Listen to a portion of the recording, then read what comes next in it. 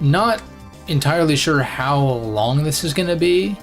Can't imagine it'll be any longer than my usual stream lengths, but we're going to be finishing up Star Force DX today. So we can get on moving on to Star Force 2, which I'm looking forward to. Can I adjust this a little bit? Pull it forward a little bit. It's a little bit better. But yeah, I've been kind of reflecting on my thoughts on this game. It's hard for me to separate my experience with this game from the DX patch, obviously, because, you know, there are a lot of differences and quality of life improvements, and even beyond just quality of life, there's just big, sweeping gameplay changes with how this game operates.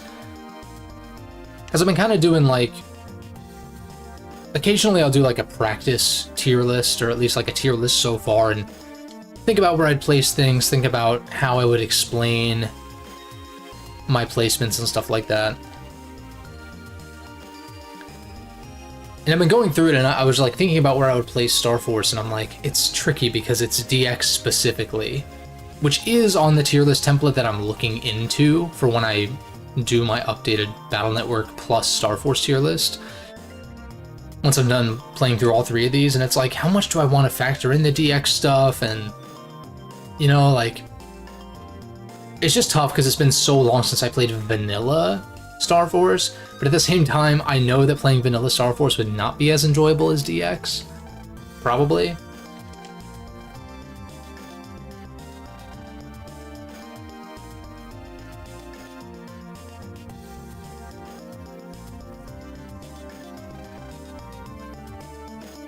I think the main thing kind of holding, like, propping my opinion of this game up a little bit higher is the narrative being pretty solid. But I would say, like, it's hard to say if...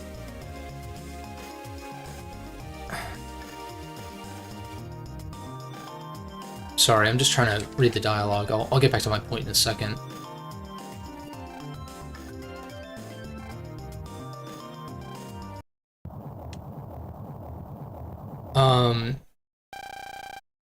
I feel like a lot of the changes they made to the gameplay make it so... You're, like, so powerful so early that it's almost not quite as fun. I mean, some of those are optional. There is the harder difficulty, though I doubt that difficulty changes much besides damage given and taken. Primarily damage taken. So it's like, if you don't get hit ever, then that variable doesn't really matter, you know? Like with an action RPG in particular. Granted, like, you're gonna get hit and stuff like that, especially if enemies are spongier too, so you have to last longer without getting hit as much.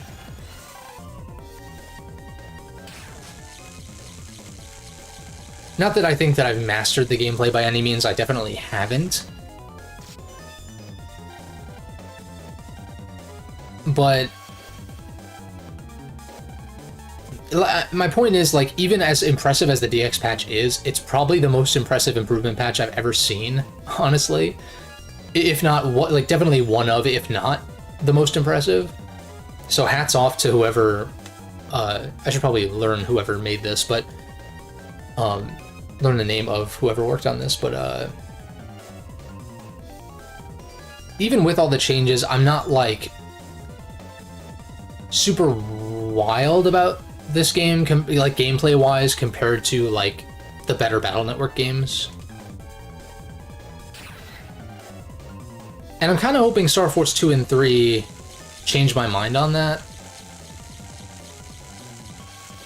Because, like, I know vanilla Star Force 2 and 3 are better gameplay-wise than Star Force 1. That's kind of a given, right? It's just a matter of, like, DX introduces a lot of mechanics I've heard that are introduced in Star Force 2 and 3 to some effect, like the auto-targeting and, like, being able to change kind of on the fly kind of thing, or, like, start with transformations active kind of shit. But the game, even with the DX, like, inflated health pools or, like, whatever it might have been on Legend mode, it's still not going to feel perfectly balanced just because enemy AI like behavior was built around kind of the fact that you couldn't exploit a lot of these things, like having all 3 Star Forces and starting battle with a Star Force and having these extra buffs and stuff like that, you know? And the different star cards and whatnot. It's cool, like those changes are appreciated. But I just kind of question the balance still, even if I were to play on Legend mode, which definitely would change things to some effect. I'm just unclear on how much. Does that make sense? No one's gonna respond to this, but it's like... That's kind of what I've been thinking about lately regarding this game. Alright, unfortunately he did...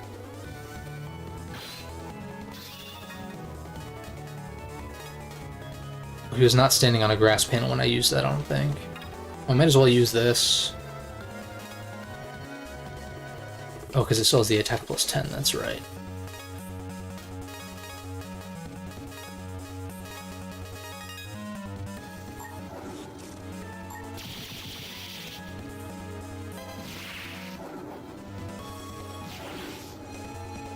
Alright, unfortunately I lost my transformation there.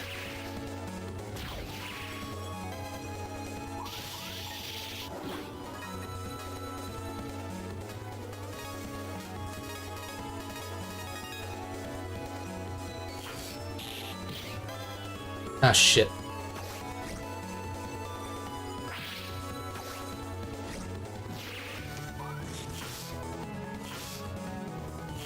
Alright, oh my god, they're sunlocking the shit out of me.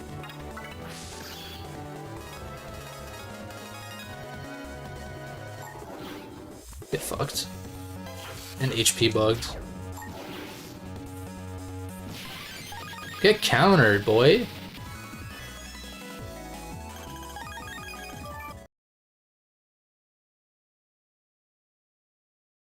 Yeah, I know we're gonna rematch everybody, so I'm assuming we don't fight Gemini again since we're fighting him here.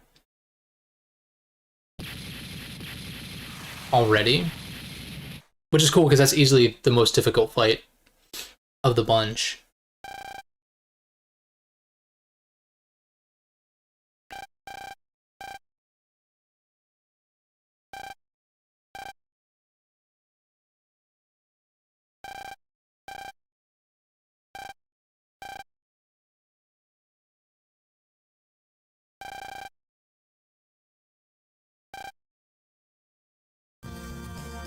But yeah, I've just been, I don't know, my opinion's just been softening a little bit on Star Force 1. I still think it's good. But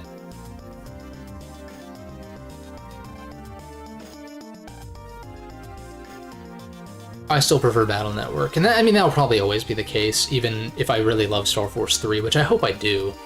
I don't want to get my expectations too high, but it is one of those things where it's like... I do want it to be, like, among my favorite games in this franchise, not series. I'm sure it'll be one of my favorites in this series for sure, but...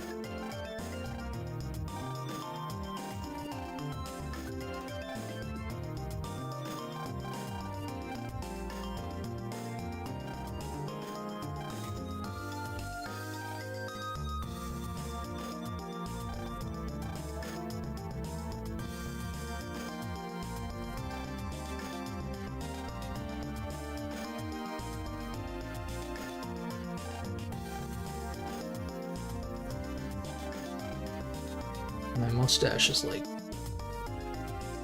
bugging me.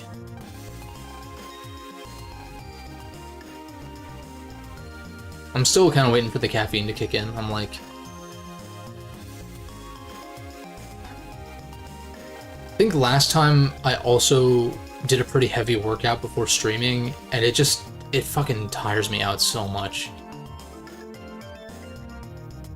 When I go, like, super hard. But, like...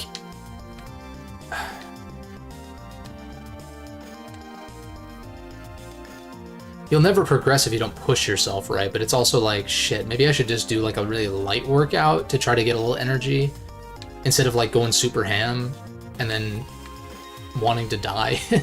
Not really, but like, you know how it is. But like, shit, even I put like a little bit of caffeine in my protein shakes, and I'll sometimes have 2 even. Where am I going? Go home. I'll sometimes have 2, which I had one like maybe not even an hour ago, or like the past hour. And I'm like, maybe I need to put a little more coffee in there. But then that's a slippery slope as far as like dependency on caffeine, which I've historically been very good about. Because I used to really not drink caffeine at all unless I was traveling or like had to get up particularly early, like unusually early.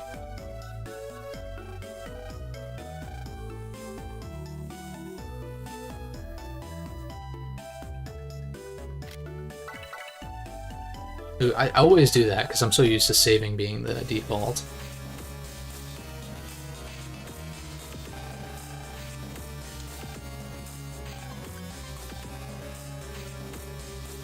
But I've also been thinking about how to pace out my Mega Man content, because it's like, this is like one of my favorite franchises ever, if we're talking Mega Man as a whole. You know, there's something to like about every series, although I've not played Legends at all, but I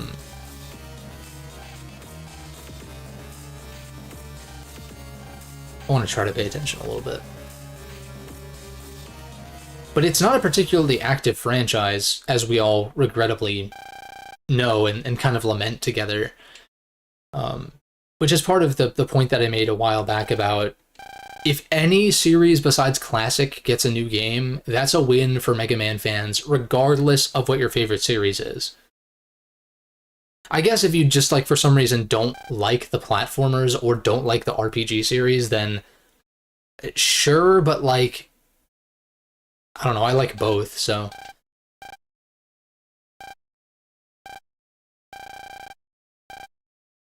I'm obviously partial to the RPG series, but I enjoy the platformers for sure.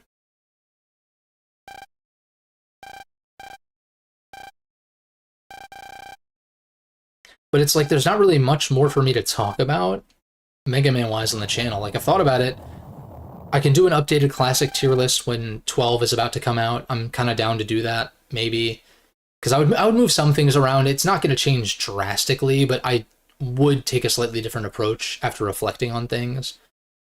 And I may or may not go back and play all of them again. Who knows? I could end up binging them because they're not that long, but my top picks for Classic are pretty solidified. The main thing is I would put Mega Man 4 in the S tier for sure, because I got my hands on the unofficial SNES port of Mega Man 4, which doesn't change much, except that it gives you the soundtrack from the Complete Works, like PS1 Japanese only games, and those arrangements of those arranged soundtracks for the classic games are really good. And I kind of wish that was an option in the Legacy collections. I know, like, the Anniversary collection on, like, PS2, GameCube had, like, weapon swapping on the bumpers, I think, and maybe also those arranged soundtracks. And I looked into it a little bit.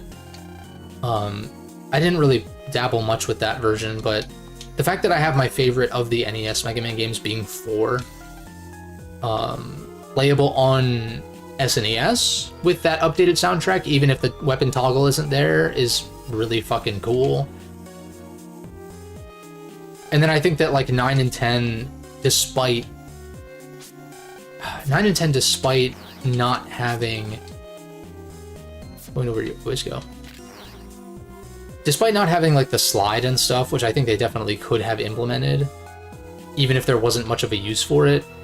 Especially 10, I think, should have had the slide, but it's, like, fine. I still prefer those as, like, throwback titles compared to most of the NES games, but it's not like It's not like any other NES games are bad per se. It's just I think they're just better straight up. But I think that 4 is just so good, dude. But it really is like it's like I say in my tier list from last year.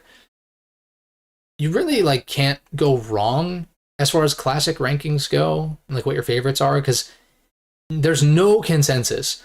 Like usually, you look at like I should pay attention to the dialogue, but like, come on.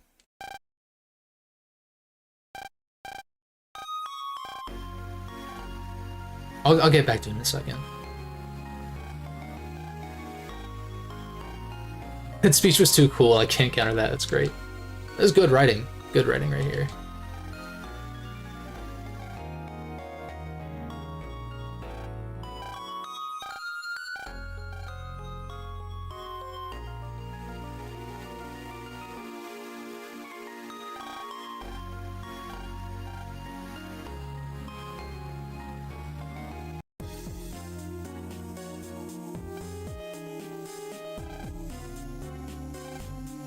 What was I saying?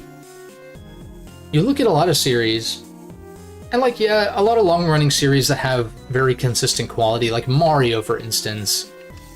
There's also not really a consensus, but the main consensus is most of the games are great, if not, like, excellent. You know, and I feel like in series that are highly quality like that, like, as far as, like, polish is concerned, it's hard to come to a general consensus, right? I was thinking about, I've been dabbling with some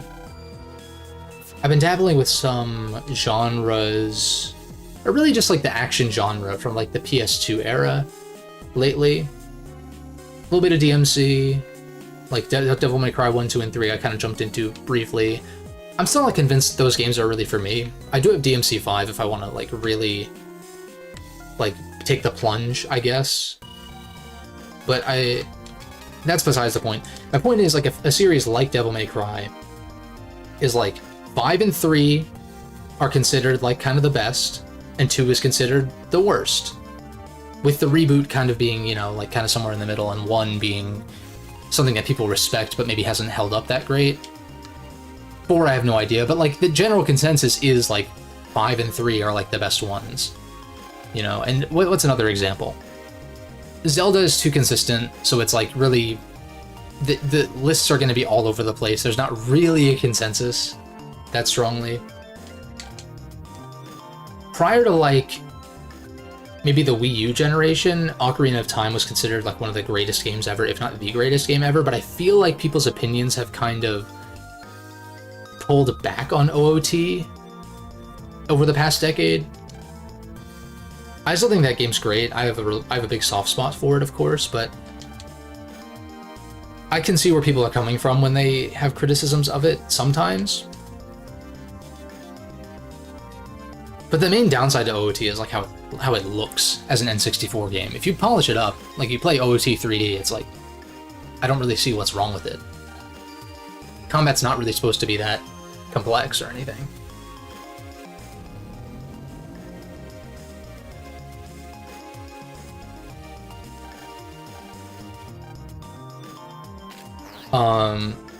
God, what's another series? I'm trying to think. I guess you're always gonna find dissenting opinions, but like there are a number of series that there is a strong general consensus, but Mega Man is very much not one of them. At least like classic in particular. I think because the games are so similar, you know. You really have to kind of nitpick at the classic games in order to come up with a ranking and differentiate between them, because they're largely like mostly the same game. From the outside looking in, they seem like just the same game over and over again, which they more or less are, but that's kind of the appeal for a lot of people too. Some people took umbrage with like Mega Man 11's gear system because it was too experimental.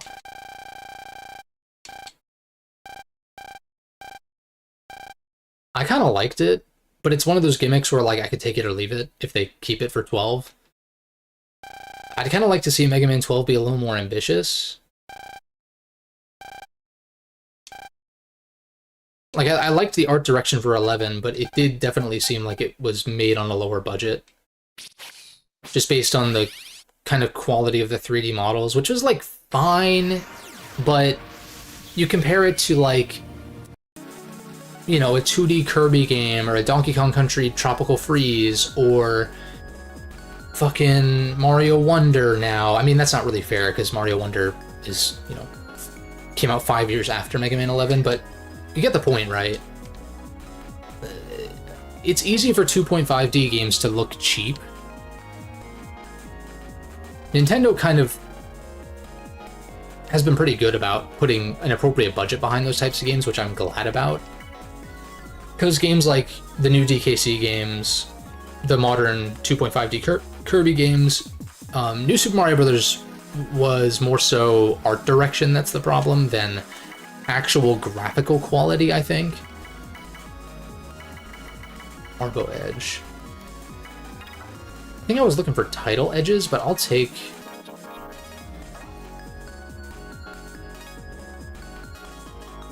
Arbo edges. I guess I need to look in here, right?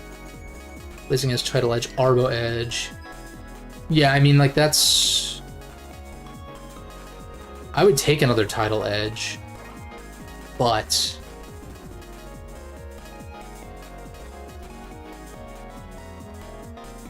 I guess keeping this is fine, right? I think I cut the tail burners or something. Let me see here. It was good, Eric. Happy to have you. Freeze Knuckle. Sphere Fairy matches on. Okay. Let me grab 2 of these. Maybe even... I mean, might as well grab 3, right? I'm sure I can find something to sub out. But yeah, I was just kind of thinking out loud about my plans for Mega Man content on the channel, because, like, I was basically just saying, because it's not an active franchise, it's kind of tricky to figure out what to talk about until something gets announced. And, like,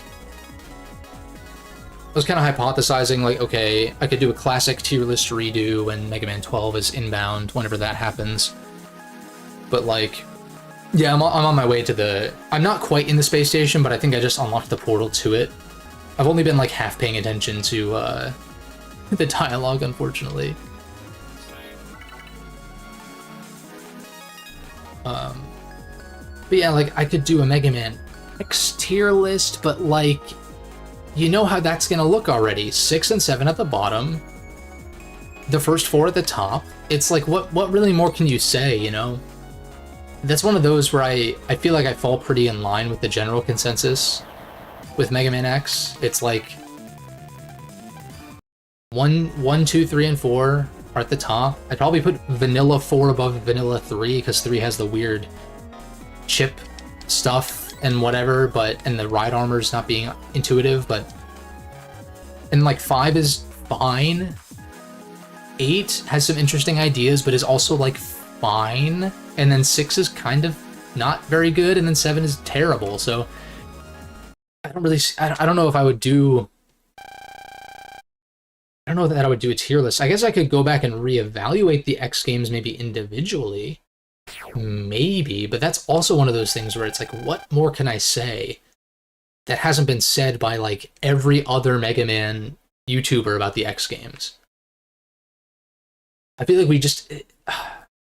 I know there are Mega Man channels, like, what's his name? Reploid Revo, I want to say, does, like, lore and shit. Which is cool, but, like, I feel like Mega Man content creators have gotta be feeling strapped for content for, like, years now. How do I feel about Pat's redemption? I think Pat, I really like Pat as a character. I'm kind of a sucker for, like, those, like, kind-hearted characters who maybe have, like, some kind of dark element to them, if that makes sense. That's, like, a very niche thing, but like sweetheart characters I'm kind of soft on. Like I think about if you played Fire Emblem Three Houses, Raphael is like very one-dimensional character. He's just like, I like to eat and take care of my sister or whatever. But like he's a sweetheart. How could you not like him, you know? Pat has a little more depth to him than that, but like it's just another example that I came up with.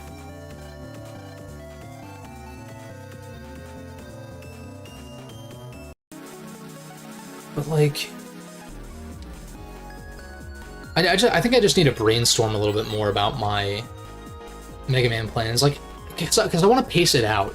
You know, if we're not gonna get new games to talk about, I don't want to like. I want to make sure it's like, okay, maybe once every month or two, I put out some Mega Man video and kind of don't like just you know put them all out in a row.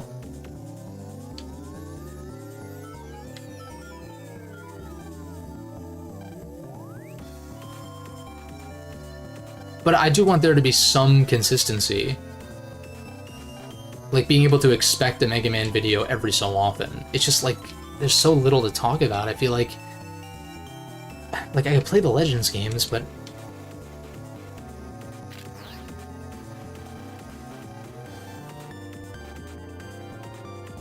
I feel like the Legends games are gonna get either put in the collection or remade or something at some point. Is there another wave hole, or that's...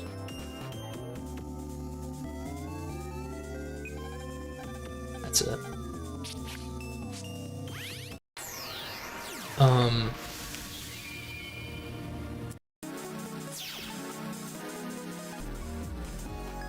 Hey, what's good, Space Cowboy? But, I guess... I also did grab Gravity Circuit during the Steam sale that's happening right now. That game's dope, dude. It's so good. I've only done like 3 of the levels so far. I can't reach this one.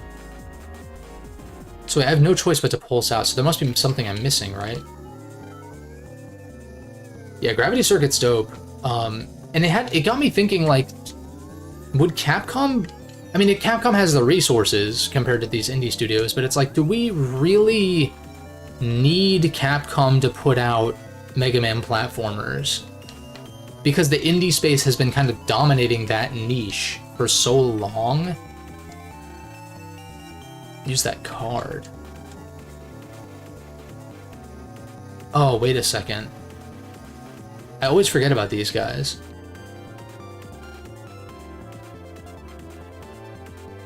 Yeah, no, it's cool. I'm like, I'm not bad at it per se. It's actually not that punishing. It's hard, but it's not punishing, which is good because the really close quarters, like fisticuffs melee combat, it kind of has a learning curve to it because, you know, you take damage if you touch enemies, right?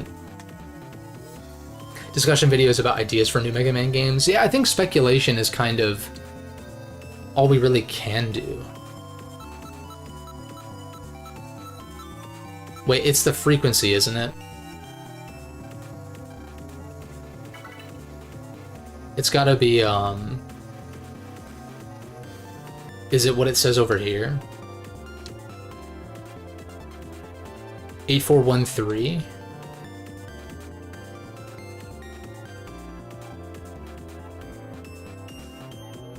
Yeah, I think speculation might be kind of the way to go.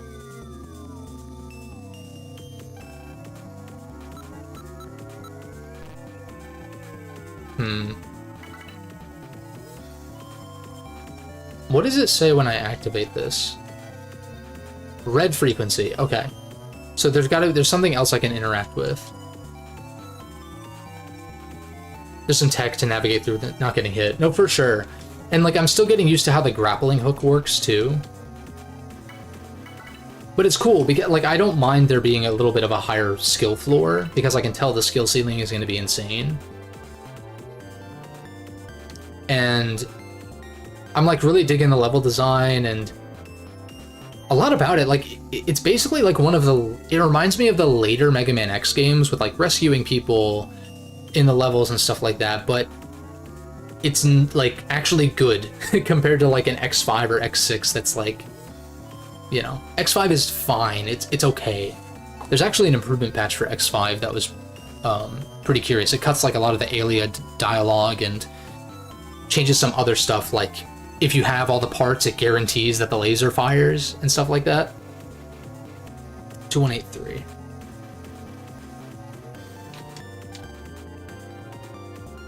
But even so, I'm not like super wild about X5 and 6, but having Gravity Circuit kind of be like that, in that way, I think is cool.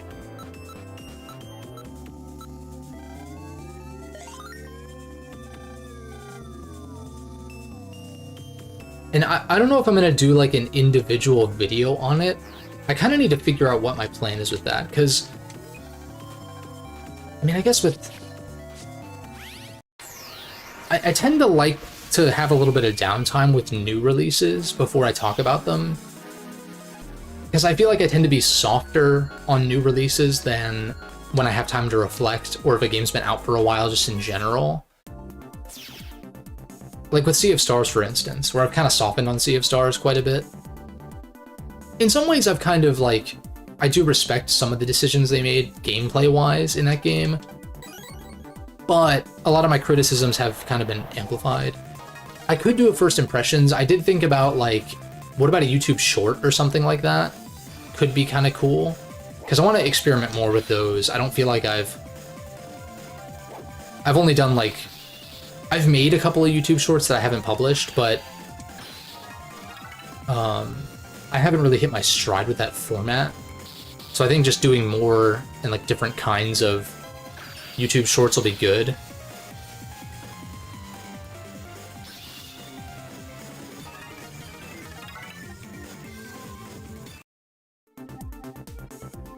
So probably something like that. I think a YouTube short might actually work for a lot of indie stuff. Not that I play a ton of indie games, though. That is something that I kind of want to fix, but it's like, the market is so flooded, it's hard to figure out what is actually worth playing a lot of the time.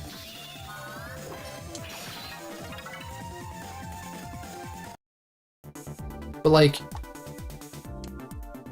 Sea of Stars, yeah, I've just kind of softened on. It's actually nice that I picked it up. There was a nice patch that fixed and improved some things. Oh, okay. Nice.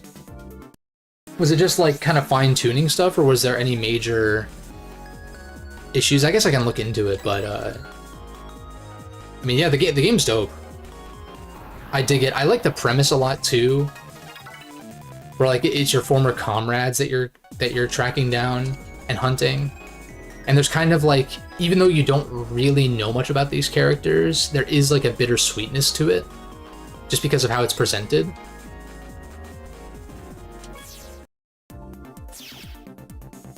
And like when you talk to one of the shop guys, and he tells you, like, kind of fills you in on like your past relationship with whatever circuit you just took down, and I'm like, oh.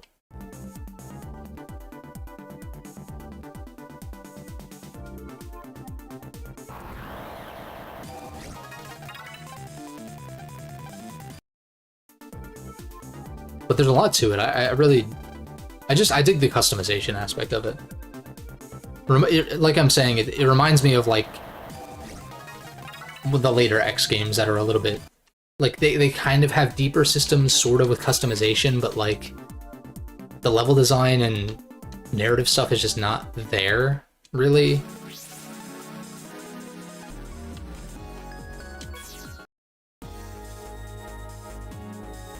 Oh, here we go. Okay. Here's the actual dungeon. Bad vibes.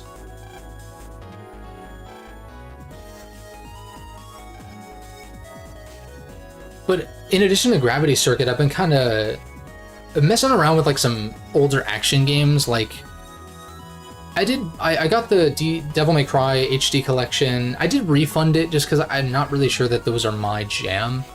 If I give DMC5, which I own on Steam, another shot, and I really want to go back to the older games, which I was finding some cool things with them, but I'm just not really big on character action games.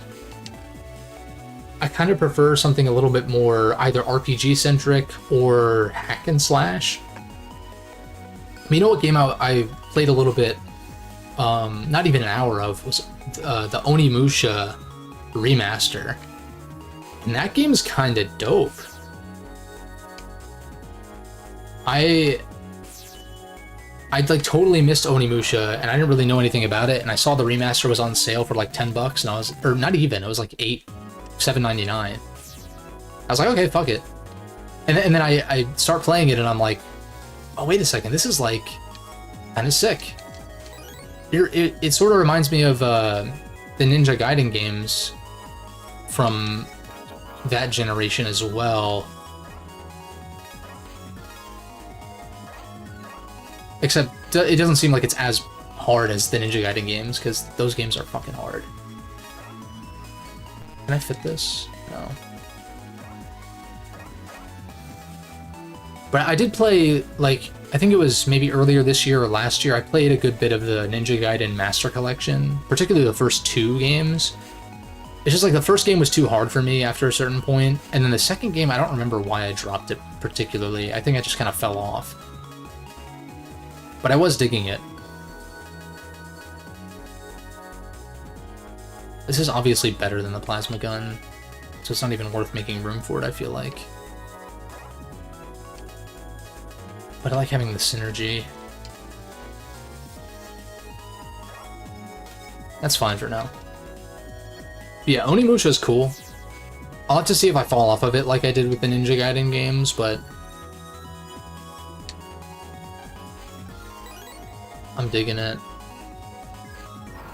I guess I'm kind of juggling a lot of games now that I like jumped into Onimusha not really knowing how I was going to feel about it, and I'm like, I'm going to stick with it, so.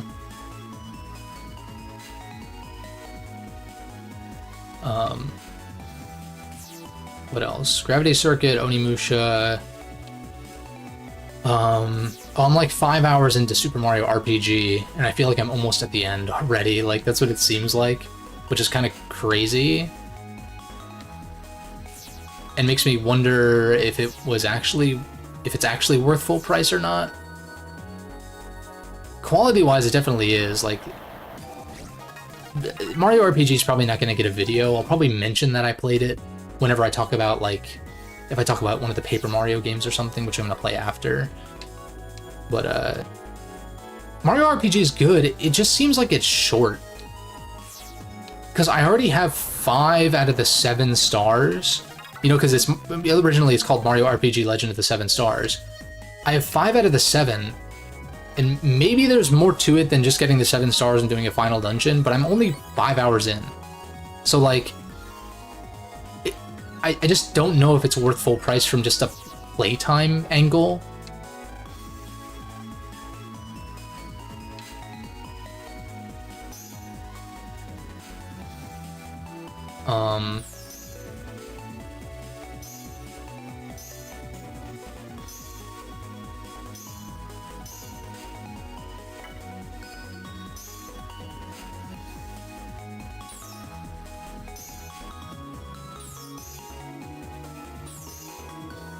I'm doing this all with a D-pad, by the way.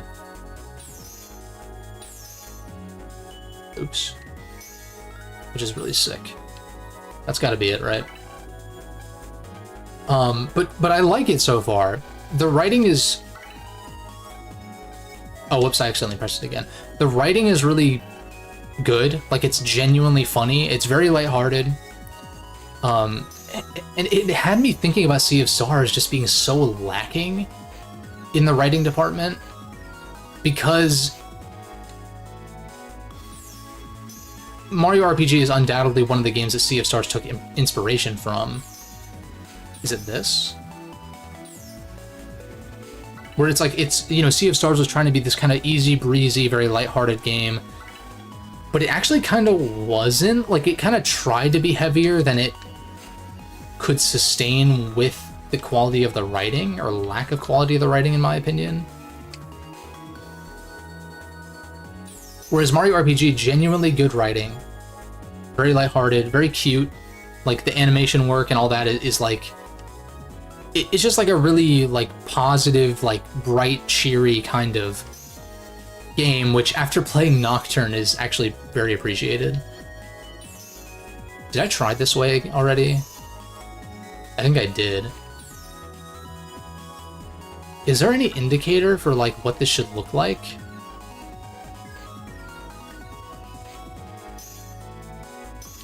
This has to go here, right? This has to go, I guess this has to go here. This,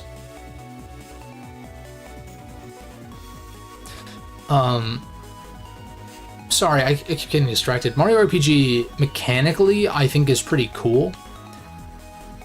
The only thing that I kind of don't like is that if you time your hits, you take 0 damage, and it's kind of balanced around that, where some enemies and bosses deal a shit ton if you actually get hit, but if you time it, you take nothing, which kind of feels like... I feel like I've done this one already. Oh, maybe it needs to be like that? Dude, what? How on earth am I supposed to know what this looks like? Is there like a key item or something? Or like...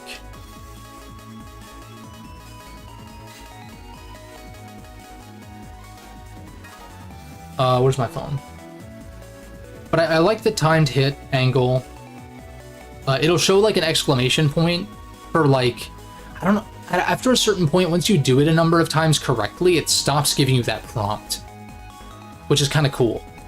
I like being able to swap party members in battle if someone is downed, which, based on the damage numbers that you take from bosses and stuff, like, that is kind of needed later on.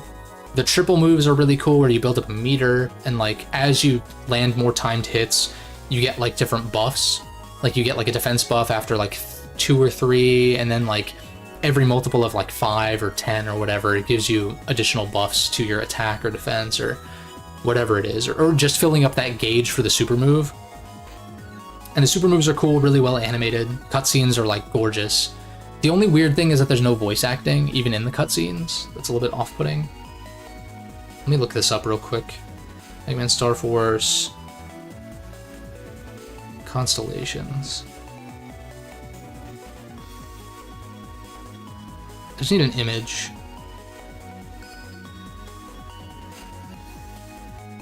Images. Oh, it's like in the center of this area. I'm not fucking memorizing that way. Can I... There's gotta be an image on here somewhere. Let's go back one.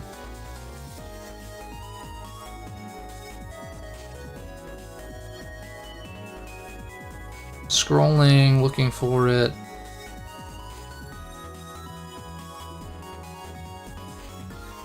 Yeah, I'll let you guys know how long Mario RPG ends up taking me. I'm not really doing much of the side content, to be fair. And I tend to play games, I think, faster than a lot of people do. Somehow. I'm not really sure why that is, but... Where is this? Oh my god.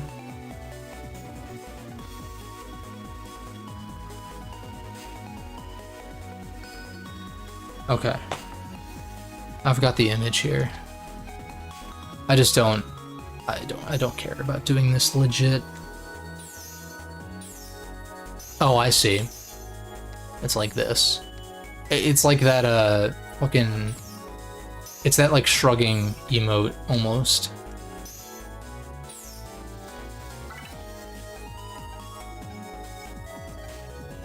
I'm kind of glad that Mario RPG is on the shorter side, but $60? I don't know about that. I feel like it should have been 40, but I felt the same way about Link's Awakening Remake, which I also really liked. But I waited for a sale on that one miraculously and actually got it on sale digitally for like 40-some. Like 41 or 42 or whatever that sale price is on Switch that they tend to go for, instead of making it around 40 for some reason.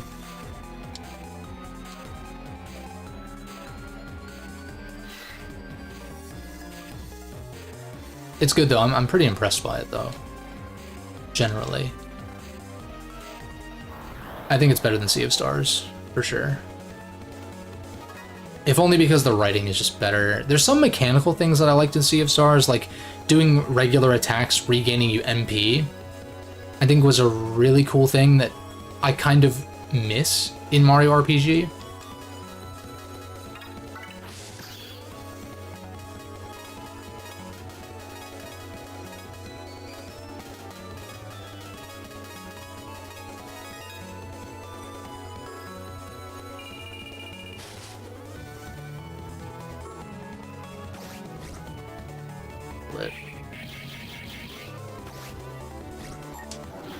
And since we've already fought, Gemini, I don't really have to worry about losing my form.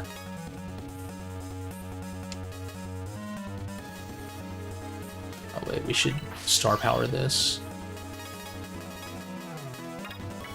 Let's roulette. Ooh.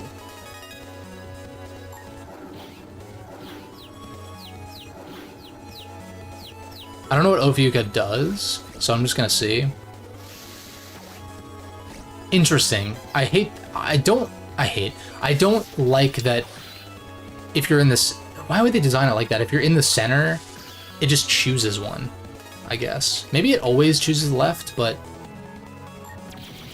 Clean. But let me scroll and find this next constellation, though.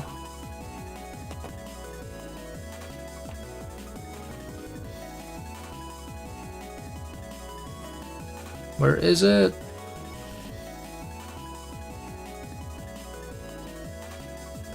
There it is. Okay. Nice. I already have that though, unfortunately.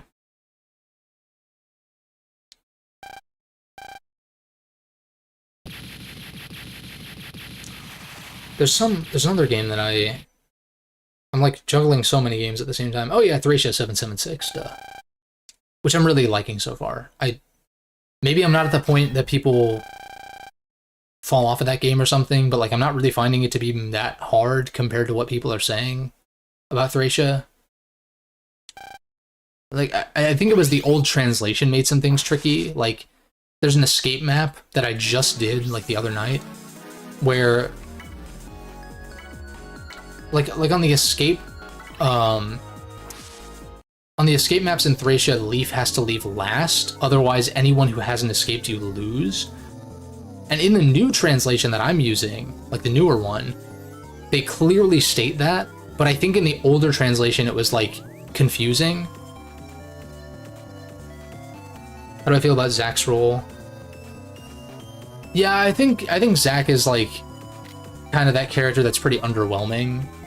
He sort of reminds me of Tab from BN6. In that he's just not really plot relevant at all.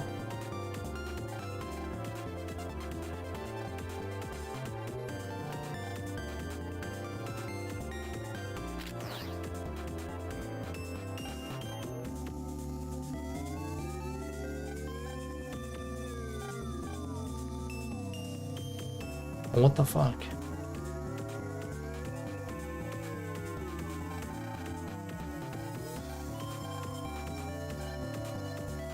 But I'm basically playing a lot of games right now that I don't know that I'll make videos on.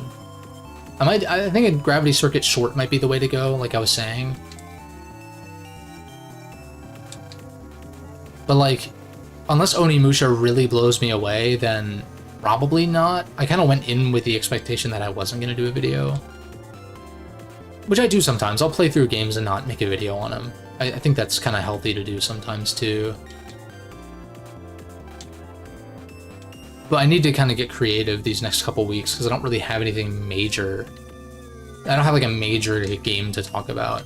Ratio would be kind of the next one, but I'm still pretty early. Chapter 5 or something like that. But I'm really digging it. I hope that I'm really hoping that Thracia ends up being one of my favorites, because already it's like I'm enjoying it more than Genealogy for sure.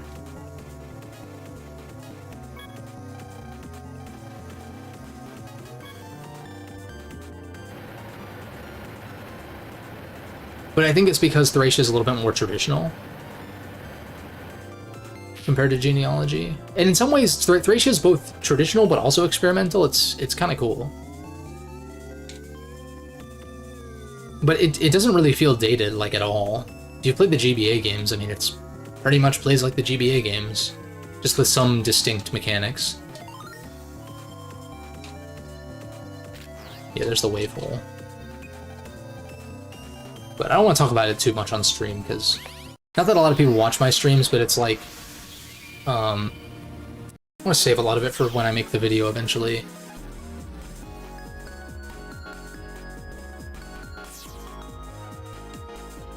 Orange Sun Key. I guess that's maybe locked to, connected to the Django. Excuse me, goddamn. It's probably locked to the Django side quest.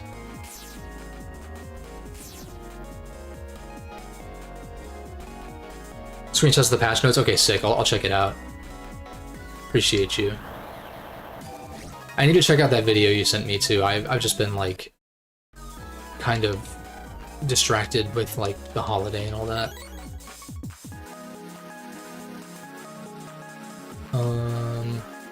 No comps.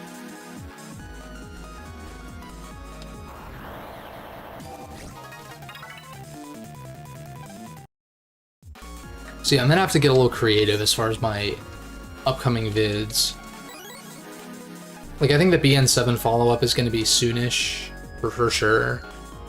And I have a couple of other ideas for like not game-specific videos. Okay, so that leads there.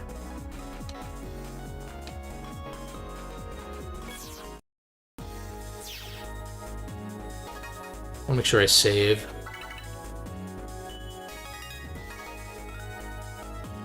This is a sub 20 hour. Oh, is that? They just give you the comp right here? I mean...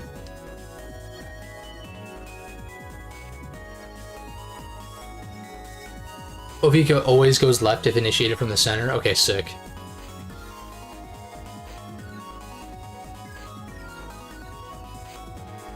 The extra chapter. Oh, it's not trend. Oh. Let me... I'm like, do I want to explore for mystery datas and whatnot? I don't really care. Like, I don't see myself doing a lot of the optional content in this game. Yeah, thanks, Eric. I still need to, like, record that if I'm going to do it for this week.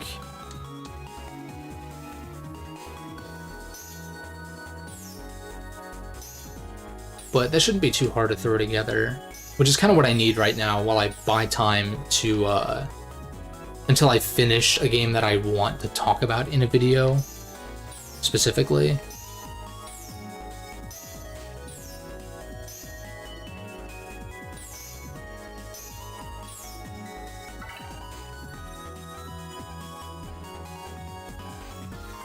But yeah, obviously, like, dude, this is... I love being able to just skip this. I'll take it. Dungeons have been kind of weak in this game overall, which is kind of a bummer. I think it's still solid, but... Free time to chat tomorrow? I probably will, actually. Yeah. I don't think I have anything, like, out of the ordinary happening, so I'd be down to chat, for sure.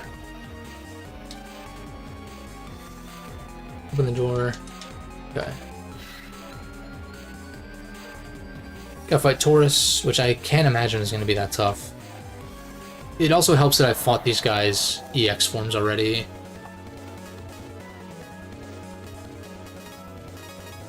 This will stun lock him. I'm very bad.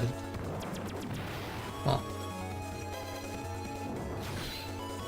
At least my charge shot is super effective, so we take those. This will obliterate him.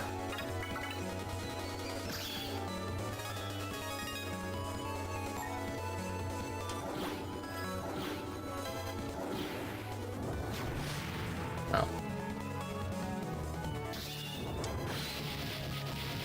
Super easy. This game's definitely, like, not balanced around this shit.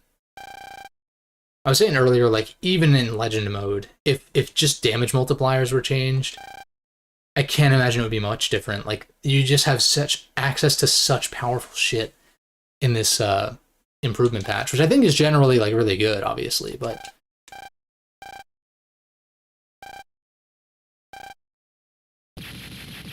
I am hoping that, like, Star Force 2 and 3 are balanced a little bit better, which I imagine they will be. Because I can't imagine playing the vanilla version of Star Force, on emulator at least, with all the touchscreen shit, would have been that fun compared to this. Like DX specifically. Let me see if I can find this next constellation. These other puzzles I'm fine to do on my own, the constellation mapping is like... There it is. So we pulse out, go to the next room. I'm assuming I need to use another one of these Navi cards.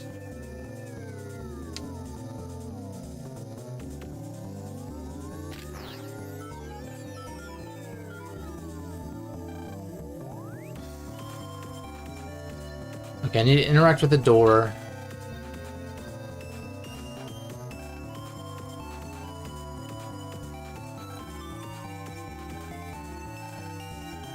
Okay. Good grief.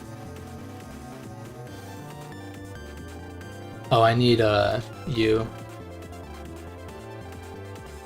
Oh, fly around, I see. It's you. I was like, oh, heavy machinery? But no. Dude, that's funny, the beep, like, literally matched the pitch that the music was at that moment.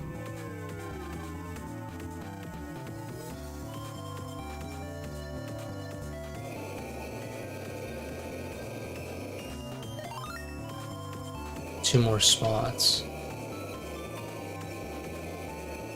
Ah, I see. There's one. Easy enough. So that'll open the door.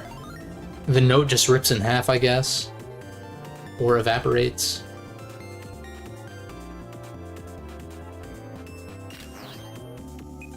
Yeah, I'm thinking, like, there's probably some other tier lists I can do. Like, I really kind of want to do that Dungeons tier list for Battle Network and Star Force.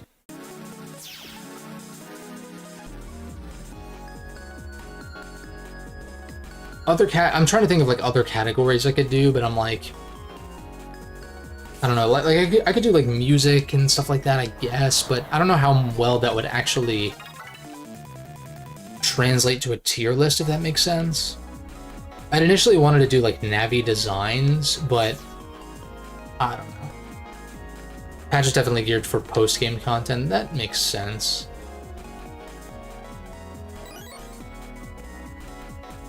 It just makes sense.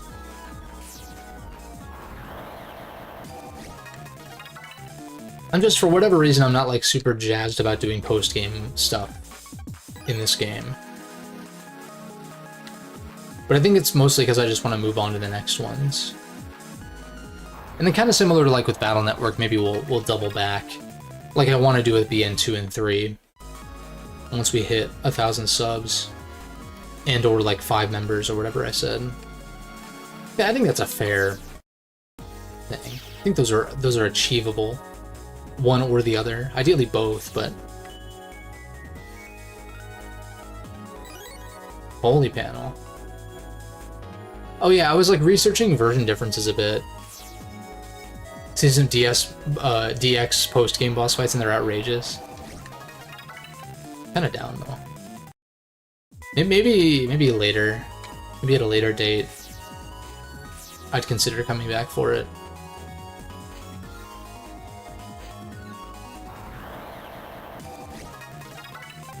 Yeah, I'm for sure gonna do, like, an updated games tier list for sure.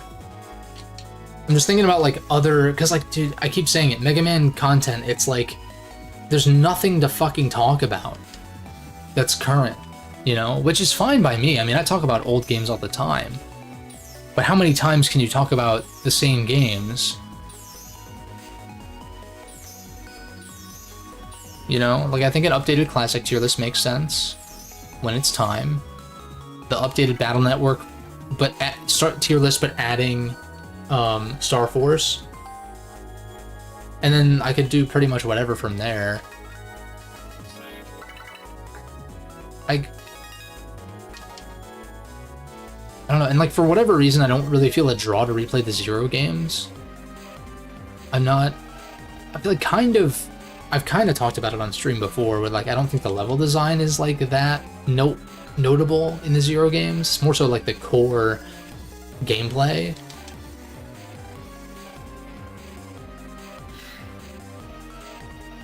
But there's a YouTuber who goes by, I think it's Hey I'm Keely, and he's doing like an unofficial remake of the Mega Man Zero games, or just like making a like character action kind of Metal Gear Rising Revengeance-esque prototype sort of, but with Mega Man Zero. And I'm like, if that actually was a thing, I'd play the shit out of that.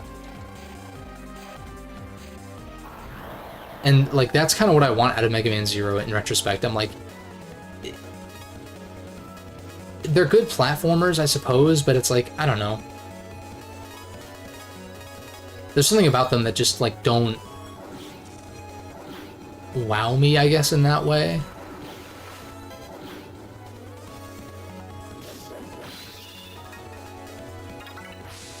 I've only played them once though, and I know that the replay experience is pretty important for Mega Man Zero. Oh, I need to guard more.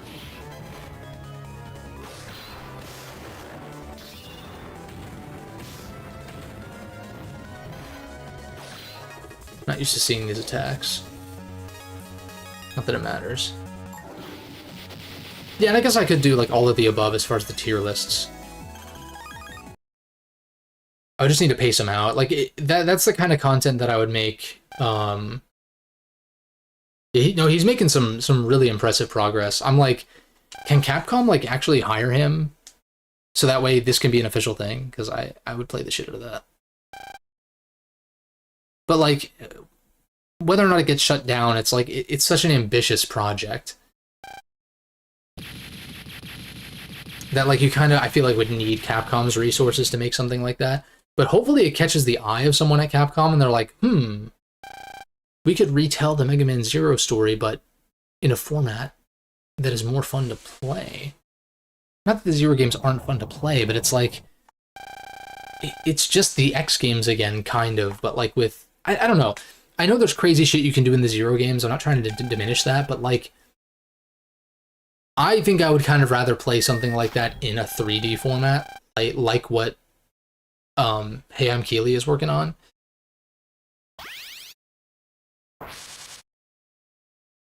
Just because I just don't really feel like that strong draw. Because I really just don't think the individual Zero games are that strong on their own. Zero 3 is solid. The other ones all have issues, like just ranging from, you know, mostly gameplay systems, actually, is kind of the issue. And like somewhat forgettable level design as well. Is that the last FME? We fought Taurus, Cygnus. No, we haven't fought a Ophiucha yet. I almost forgot how to pronounce it again. Ophiucha.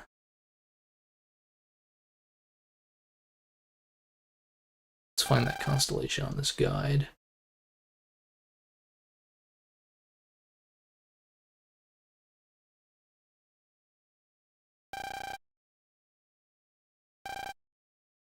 Oh. Beyond this door is the final boss, basically.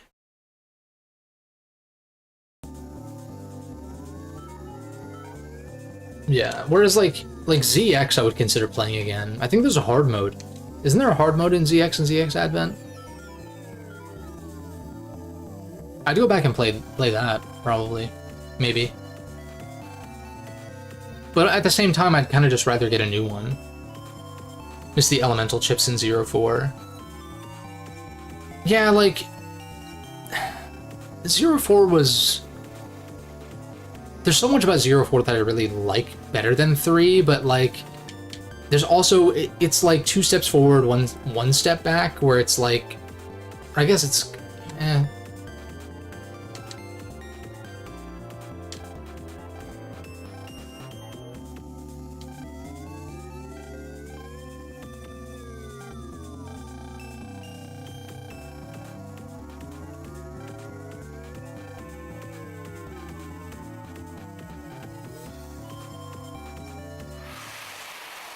This shit's heavy, dude.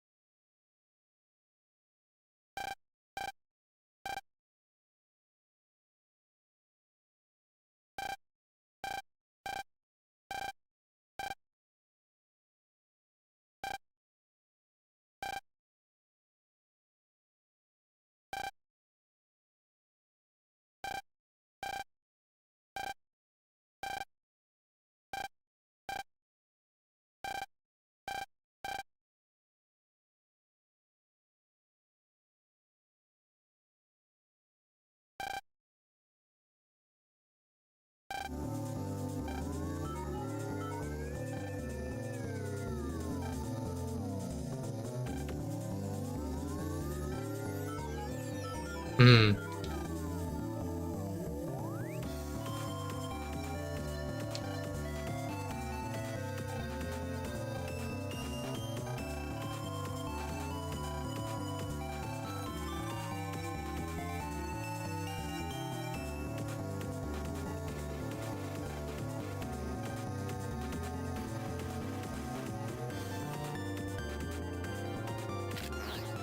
Yeah, I'm just kind of hypothesizing about like which series I would talk about again.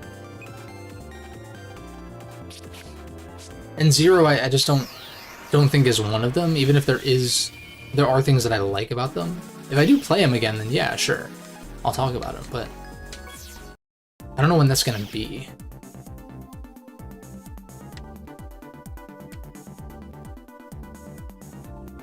If ever. Although I guess on the other hand, it's like I've said my piece on the platforming series, so like why not just stick to the RPG ones? Which I think is fine too. Whoops.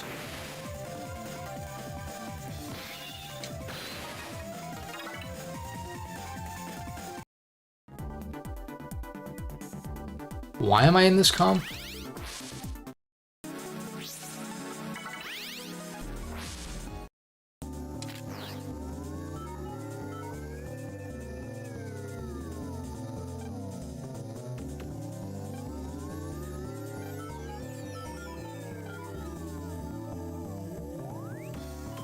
There's something I'm missing, right? No. Pulse in. Where can I go, though?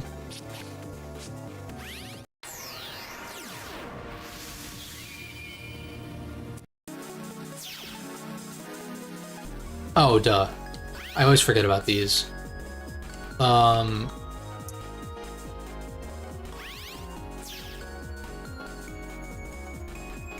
Yeah, this is all it's like a very rambly way to say that, like, I just want Capcom to release a new Mega Man game, no matter what it is.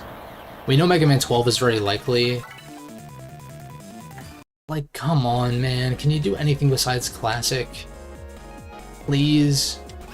I know 11 was the best-selling one, so it's like, it makes sense, but... You love the fact that ZX has different transformations. Yeah, I know, I love that shit, too. That shit's dope. Sun Key again. It's a post game.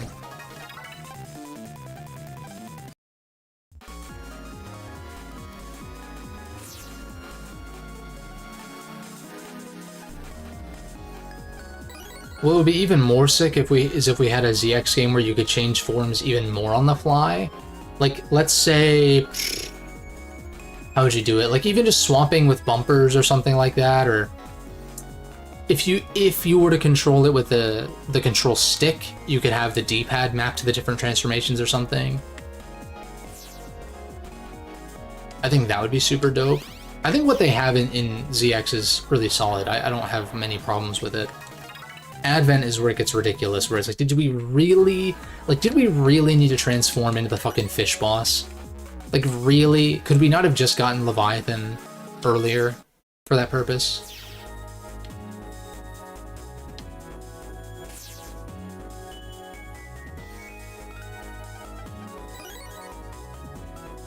$1100.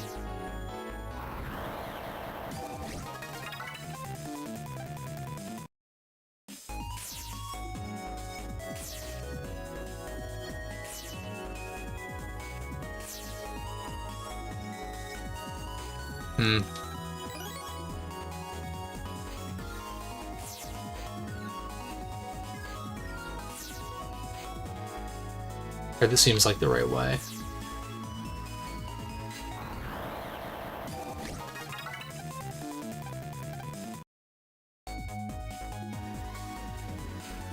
I'm thinking too, like, there aren't even many Capcom games that we know are coming out. Are there? Like, they have that one that everyone thought was Monster Hunter for 2 seconds. Like, the really, I think it's like very ancient Japan inspired. I forget what it's called. What is that game called? The one where he's like running with his sword in the ground kind of shit.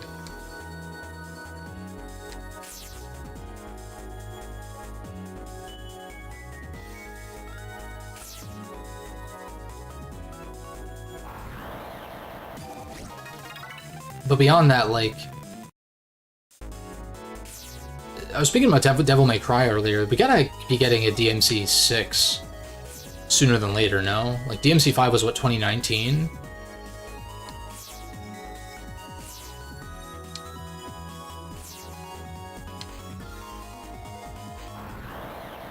So that's gotta be on the way. I'm really waiting for Monster Hunter 6. A new game in the RPG timeline would be sick. Whether or not it's BN7 or Star Force 4 or something new, I don't really care at this point. I'm just like, just give us something. Yeah, like 08, 09. It's been so long. I know Star Force 3, as far as I understand, ends on somewhat of a cliffhanger. At least from what I had heard. So I wonder if that's something that could be cleared up with the 4th one, or maybe I'm thinking of something else. Maybe that's not true. The ZX Advent definitely ends on a cliffhanger, but like, at what point do you kind of reboot or do a new series, you know?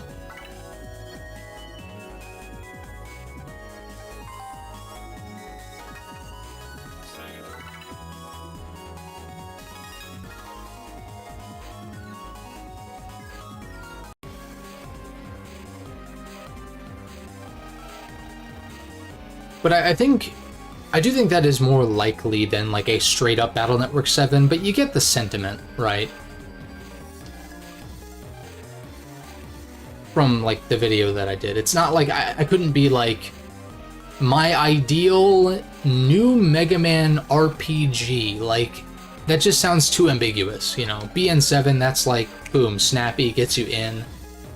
Battle Network is somewhat relevant this year because of the Legacy collections, and so like, and I'll touch on that in the follow-up video, because I've gotten a few comments saying like, BN7 might not be specifically the way to go, but that's not really the point. Yeah, we'll Star Force up here.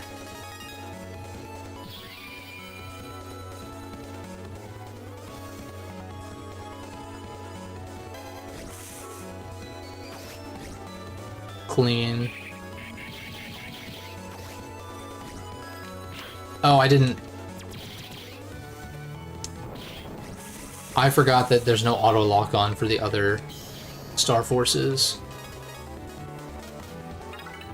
Might as well use this. What's broken about the star cards is the fact that you can activate them without using them. Like, it doesn't... The effect doesn't disappear the next turn, it's just still there. Which is kind of the crazy part. It did way too much. And you're dead.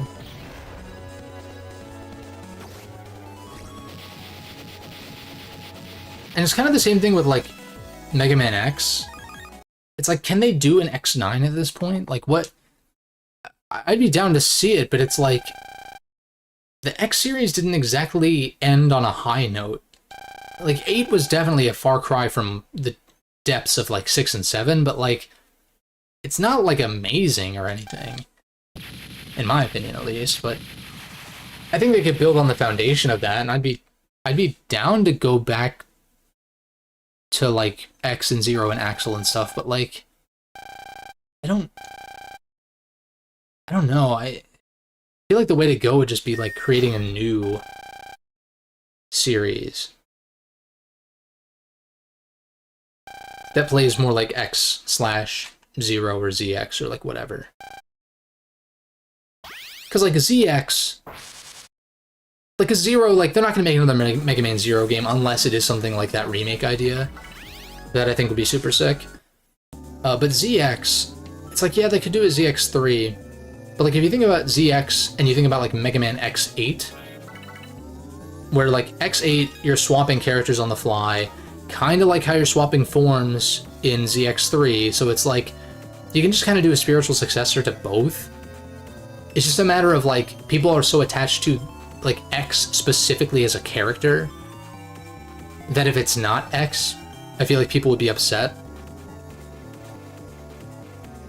But I don't really know what more there is to say about his story.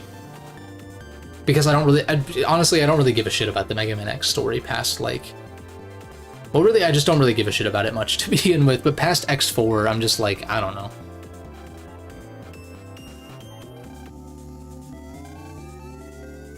Even X4 kind of lost me in some sense, but X4, dude...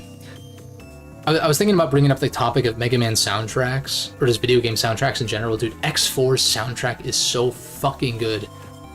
It blows my mind how amazing it is. And it gives me, like, those nostalgia vibes, like I grew up with it, but I definitely didn't.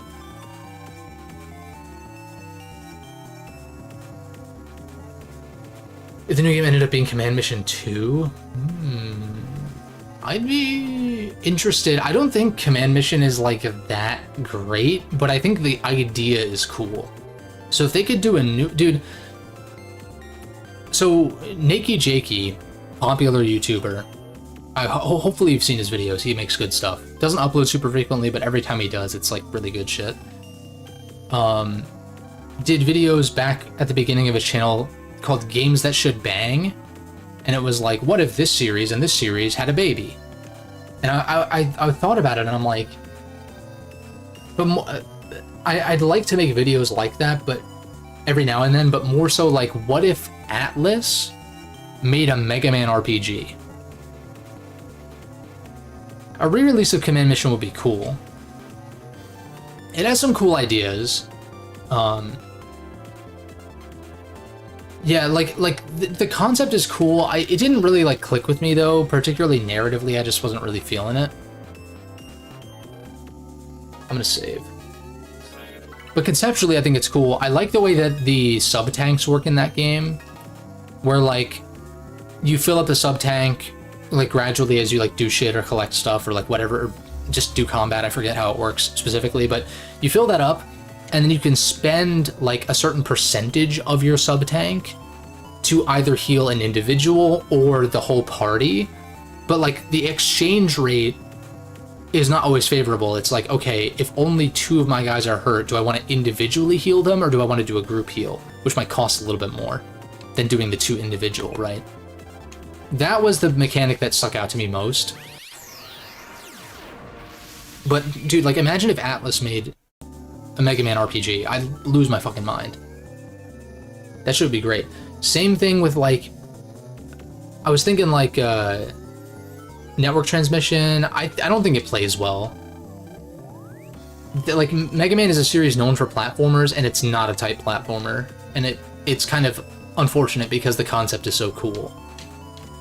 Like taking Battle Network into a platforming into a platformer for a spin-off is such a great idea. It's just not precise. I haven't played it a ton. Like I remember renting it from Blockbuster or something back in the day, and then I emulated it a little bit around like last year-ish. And I just didn't find it to be like as precise as some of the better Mega Man platformers. Which I think is kind of a design problem inherently with 2.5D platformers, or at least you have to be a little more, you need to be more intentional with like jump heights and stuff like that, because it just felt awkward if there was like a Metar on a ledge, right? Like you're standing down here and there's a Metar on a ledge, and you jump and use a cannon. It's like getting that to line up is not, it's not as precise as if you were playing like one of the classic games or one of the pixel art X games, for instance.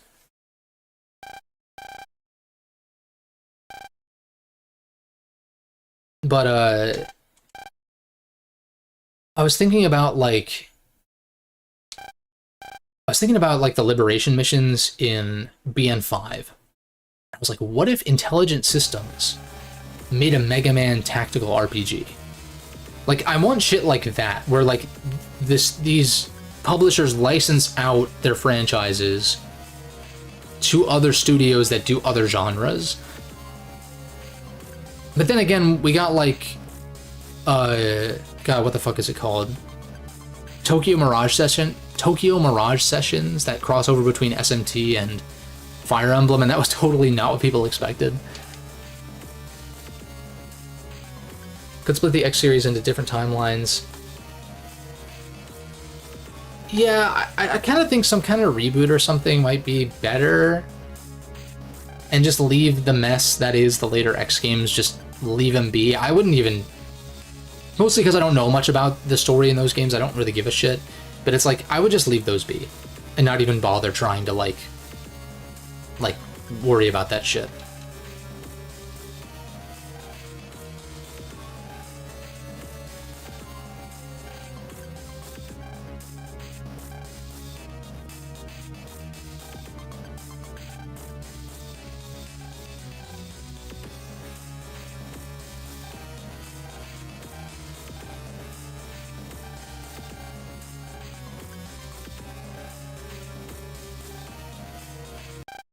But it's like, if Capcom's not going to do anything with Mega Man, like, just license it out. Get Intelligent Systems to make a tactical RPG. Get Atlas to make a turn-based RPG. Fucking... And then if you want to keep making classic platformers and that be the extent of your platformer output, fine. I do think a turn-based RPG with Mega Man X characters, though, that is, like, a spiritual successor or reboot of Command Mission would be a cool way to bring back the X characters, but you already know that the platformer fans who don't like RPGs are going to be pissed off, so I don't know. But like, who cares? Fuck them if they have a problem with it. It's just like, I don't know. I hate it when series like have a split fan base like that and they get hostile towards each other, which they're not currently, I don't think, because we're not getting anything. But like, if we get a new Mega Man RPG, then the platformer fans are going to be pissed, and vice versa. Well, maybe not. The RPG Mega Man fans, I feel like we've kind of already accepted that it's unlikely, you know, until we actually see something confirmed.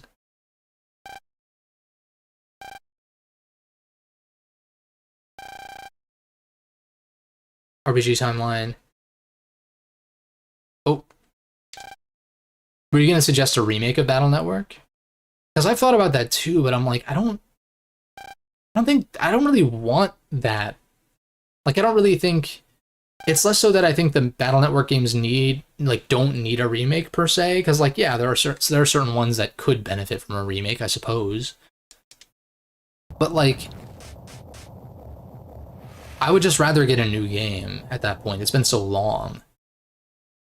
You know, like a remake of Battle Network 1, for instance, it's like, it's fucking Battle Network 1. Like, who really cares? You know, like, it's fine. But I don't really know what you could do besides the obvious things that were changed in Operation Shooting Star.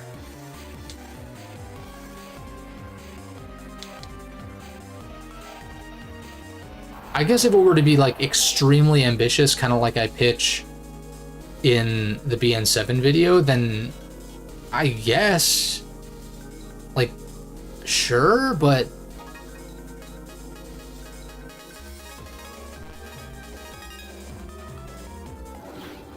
generally I feel like the Battle Network games have held up pretty well. And that's not always grounds for a remake either, because like RE4 got a remake, and that game is widely regarded as holding up really well as well. Yeah, I would just rather have a new Mega Man game. Like, that's kind of where I'm at too.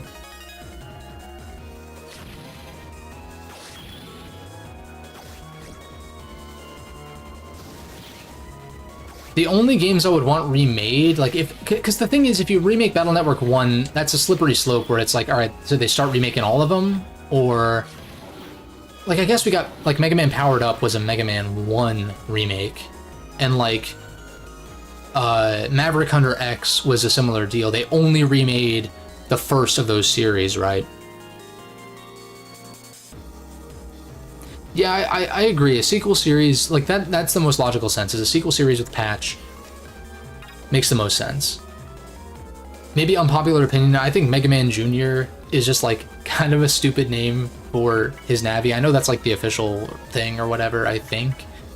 Or at least it's, like, a fan theory or something. I don't fucking know. I think they could have done better with that. I wonder if that's a localization thing, but maybe not.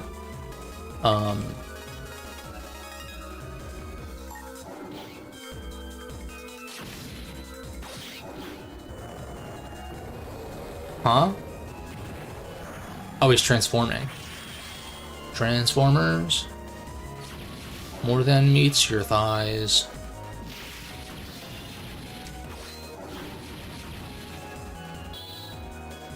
Oh, see, we got a little alpha going on here.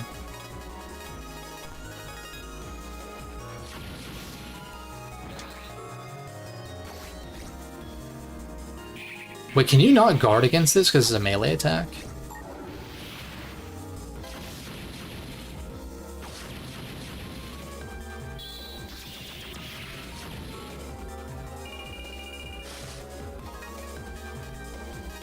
Oh, Pegasus just smokes him.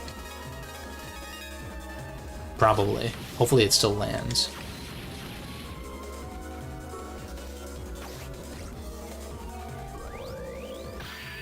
Clean. Not really. I kind of just played pretty sloppily, but it didn't matter. This shit's OP. So, like... Nanavi's based on X. Yeah, no, exactly. That's exactly where I was coming from with the BN7 video. It's like... It seems so obvious. If you were going to do, like, a Battle Network successor... That isn't Star Force, obviously. But yeah, like...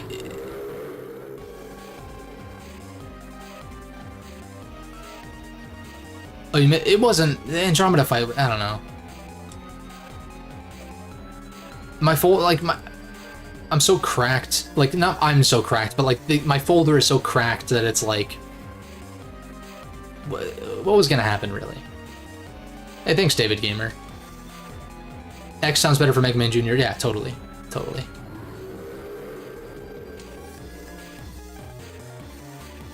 That was kind of my hypothetical, was like, have Zero EXE be the antagonist and give patch X.exe. You know? Like, it just it makes too much sense. Like, it's so easy to, like, I guess it's easy to conceptualize. It's harder to put that into action and actually make a product that Capcom thinks is going to succeed financially. I get that. But like, it's not the early 2000s anymore. We're not inundated with Mega Man so much that we're sick of him, or that the general populace is sick of him at least. And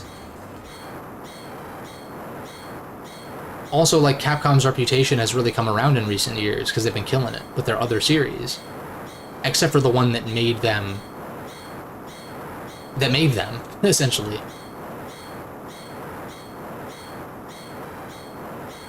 With beef power. Bud, please stop.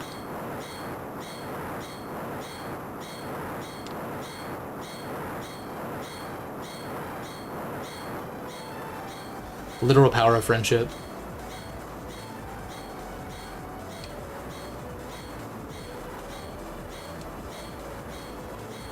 Spirit Bomb!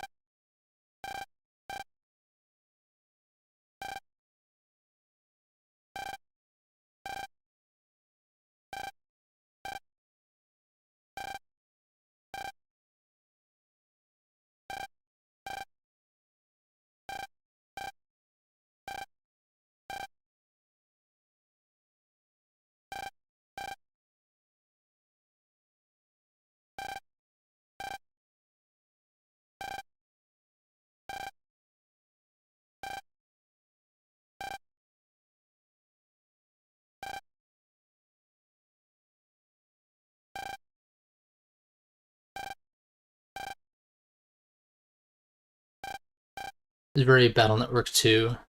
And again, it's all anime tropes and shit, so can't really point like, to one origin point per se.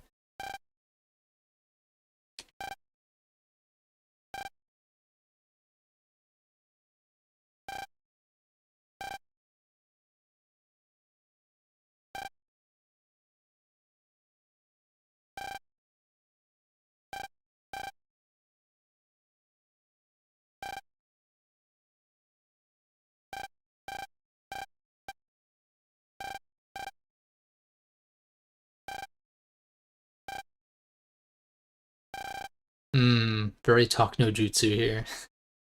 Kind of.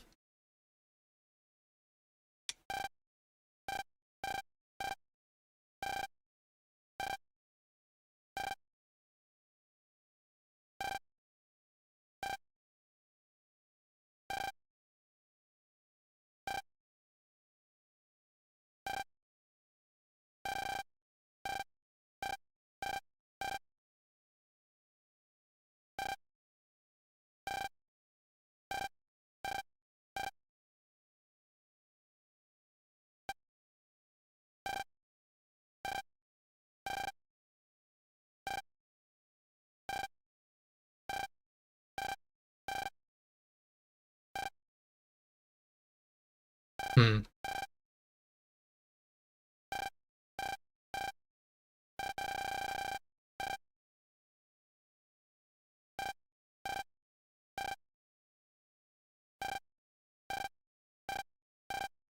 I forgot that Omega was not from FM. He's from AM. From which, he's the last survivor, at least as far as we know.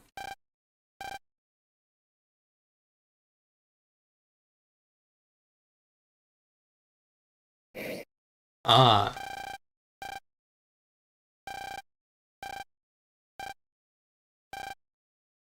and they're not shadows this time. They're actually here.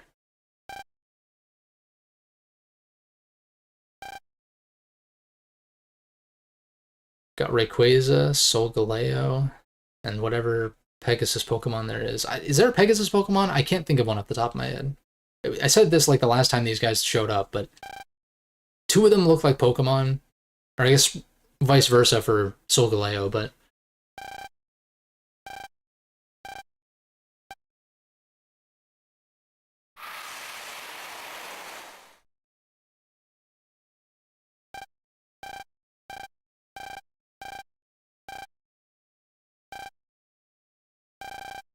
I want to Google this. Like Pegasus Pokemon. There has to be one, right? I think the closest thing we have is like Galarian Rapidash. It's all theory crafted shit. Yeah, I guess not. Missed opportunity. Rapidash evolution, whatever. Something like that.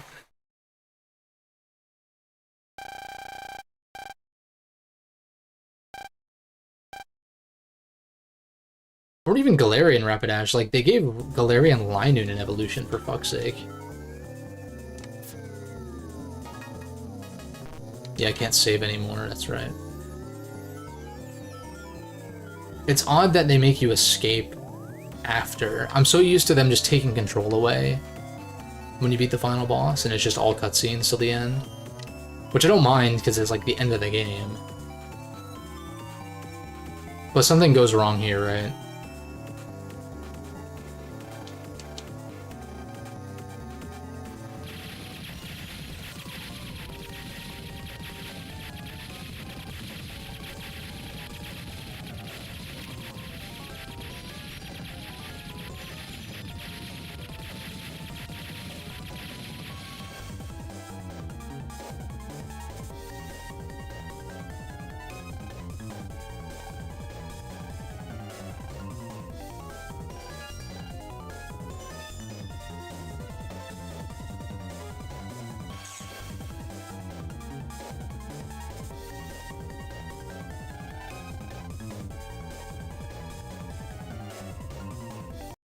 Looking forward to Star Force 2, though. I think I already mentioned that.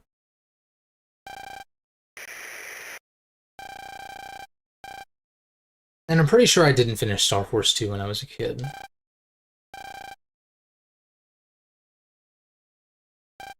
I think I caught a glimpse of the final boss, maybe just like Googling around. Which I shouldn't be doing. I shouldn't be like trying to spoil myself on shit. But I was curious if I had seen the final boss, and I don't think so. But there is a lot about Star Force 2 that I do remember that I thought was going to be in this game, but turns out that is Star Force 2.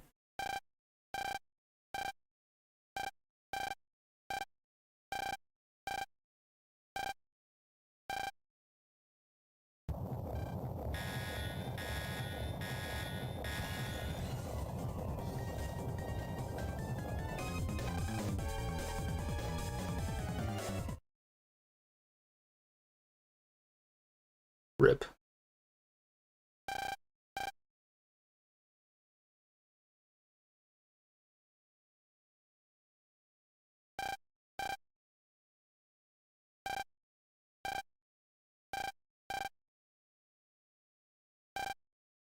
Hmm.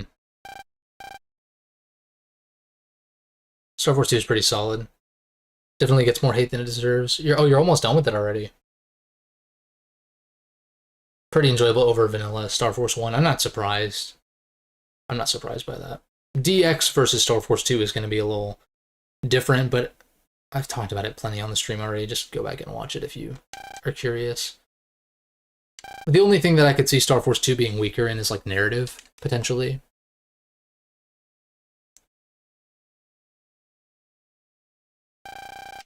But it only makes sense because this is like the start of Star Force, so like of course it gets better.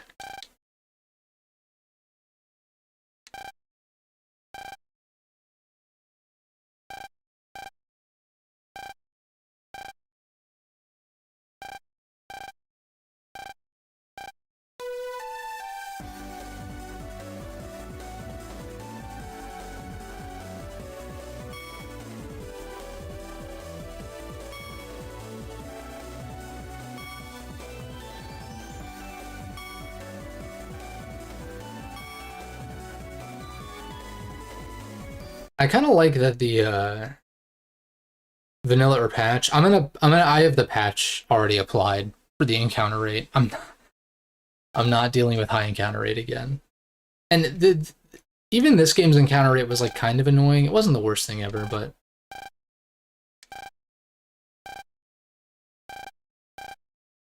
I'm not going to go on my tirade about random encounters again because I've just talked about it too much.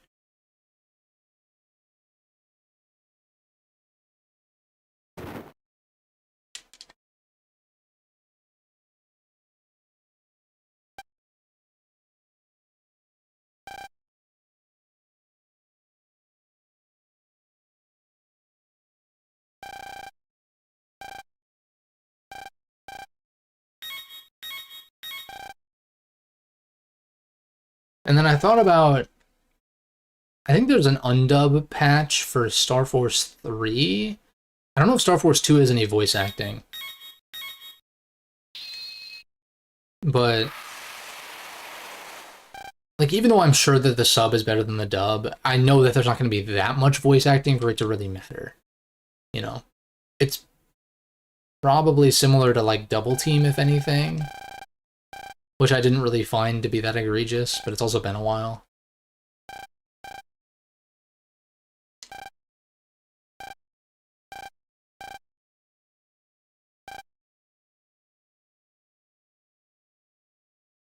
I actually reinstalled Double Team just for whenever I go back to play BN5, because I do think that's probably the better way to play it.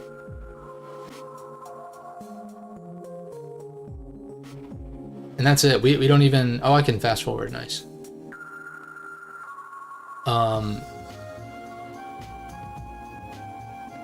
We don't even see Geo get back home. Maybe it's post-credits, but...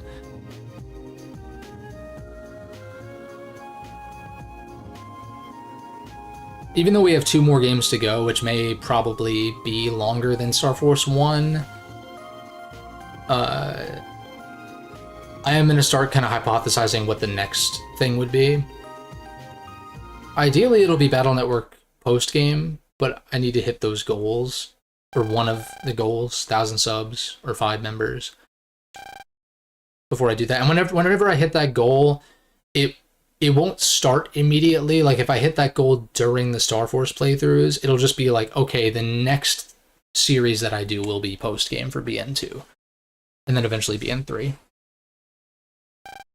Maybe we'll kind of alternate and take it a little more casually, though. Maybe I'll just kind of jump around, depending.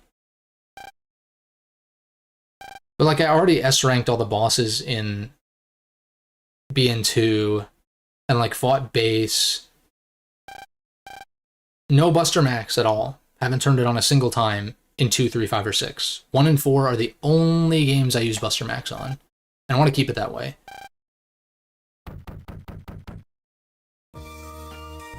But, yeah, I guess SF2, or sorry, SF2. BN2, it would just be filling out the rest of my library, which I don't think there's really that much left. Especially because I have all of the mega chips. Probably, just because of those S ranks. There might be a couple of EX or like version 2 chips that I need to get. Because I was, like, as I was fighting some of those guys, I would get the EX chip just naturally, and then the next attempt, or like several attempts later, I would get the SP chip. Or the V3, whatever it's called. But like eventually I just got sick of it and fucking... You can see it in my compilation, I used the, the gospel chips on like Napalm Man and Planet Man because I was just annoyed with their encounter rate being so low. What I think of Star Force 1, I think narratively it's pretty strong. It surpasses most of the Battle Network games narratively, I think for sure. But as an overall package, I still think I prefer most of the Battle Network games over this. But it's a solid foundation.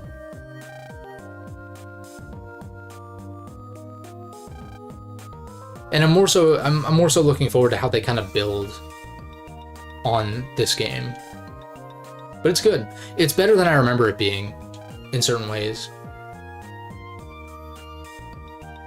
But I'm also not surprised that Kid Me didn't really like click with it as much either. Because a lot of the themes and stuff that it tackles is pretty heavy.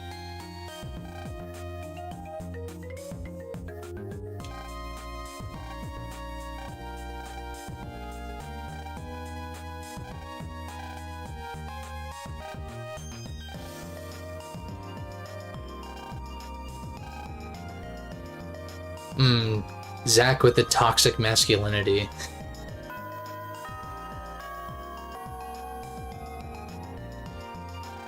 Little fucking dweeb. They punt him like a fucking football. God damn it.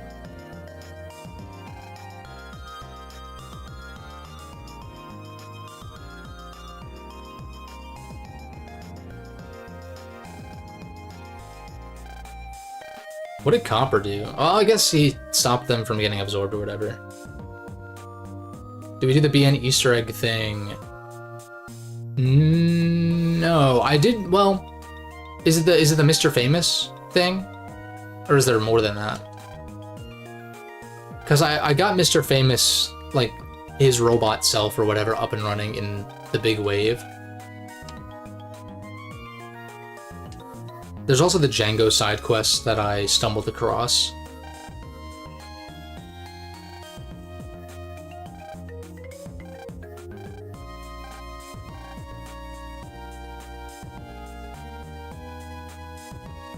What are these two lovebirds up to?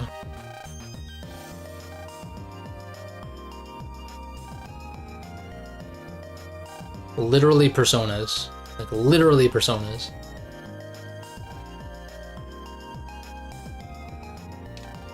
Basically.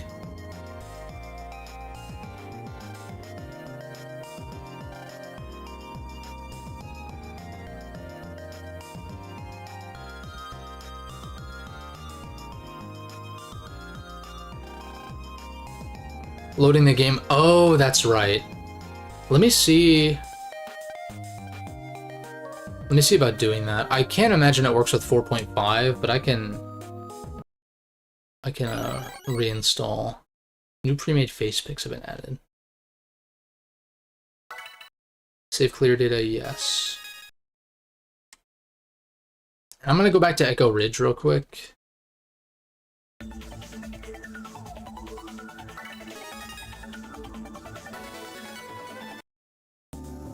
Yeah, this game's solid.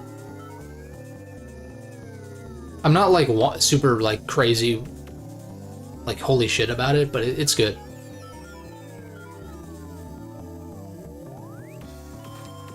It's the way back, right?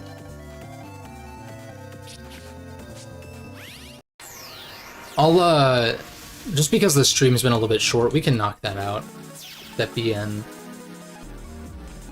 Easter egg quest or whatever. Oh wait, we don't have panic music. Is it a DX change? Or is that something that Star Force fixed from Battle Network?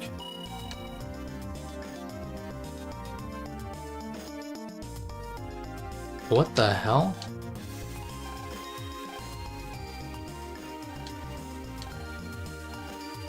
Oh, this is Crown Thunder, right.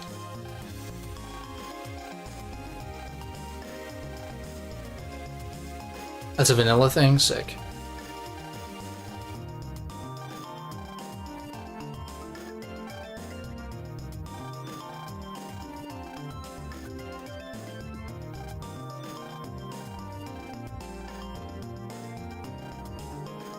We can fight some bosses. I haven't fought Wolf Woods at all either. So we can... Let me get... Well... Let's go fight Wolf Woods real quick. It's here.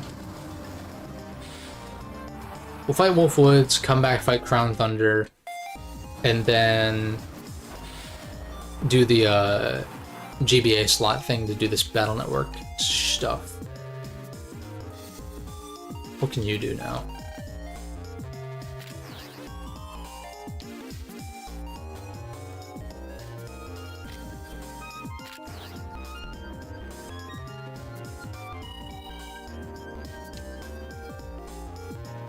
Oh wait, there's not Django, but like whatever his name is.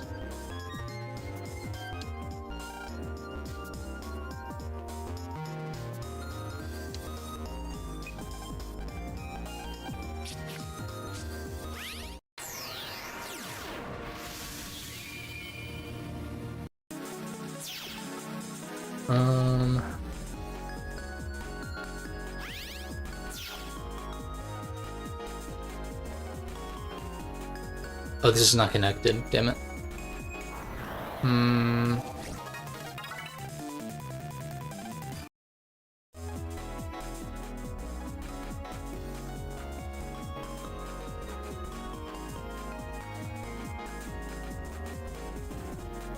Shit, I shouldn't have taken that teleport.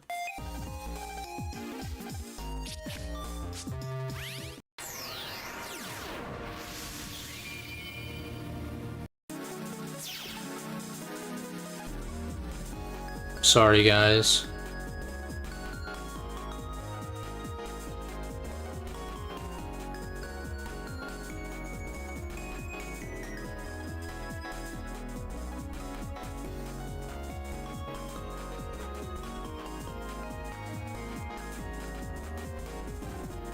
I don't know where Wolfwoods is. Is he in... He might actually be in the, like, snake exhibit.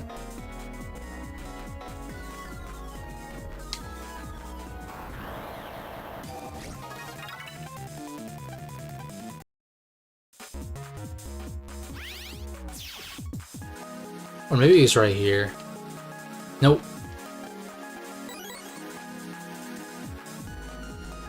Let's go talk to what's his name.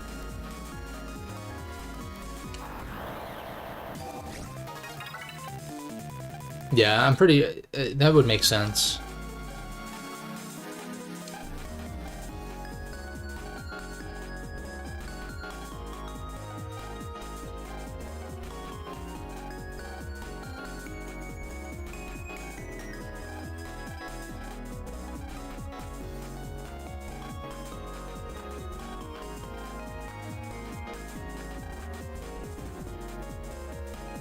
An antenna by the sea.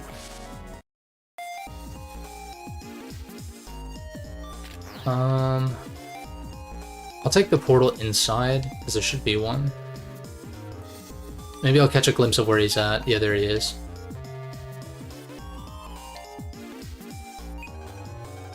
Lips are chapped as fuck, because I think I'm dehydrated.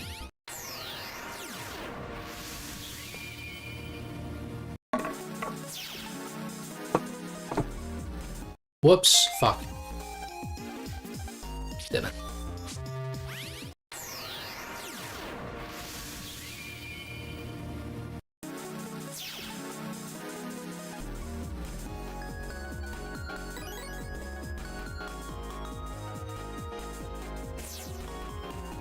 There he is.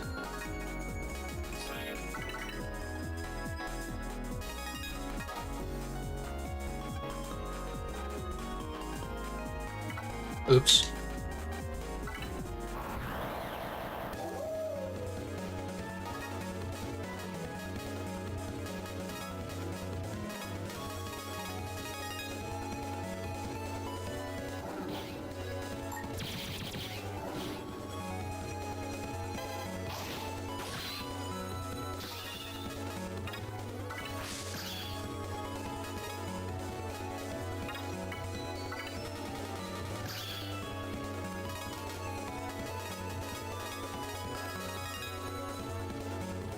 Ash.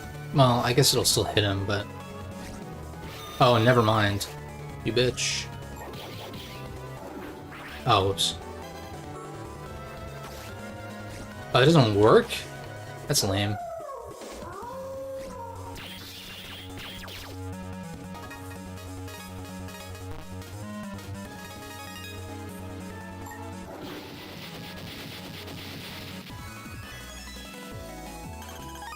Nice, S rank. I bet if I fight him again... Yeah, I bet if I fight him again, he's gonna beat EX. Yeah, there it is.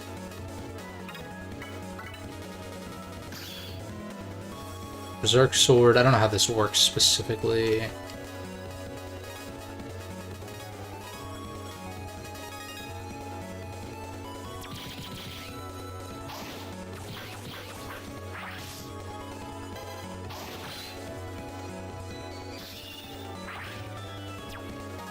God, the charging time on this is insane. It takes so long.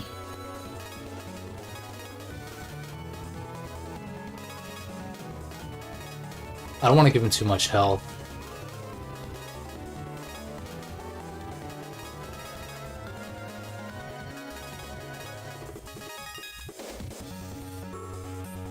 This is gonna be super nasty.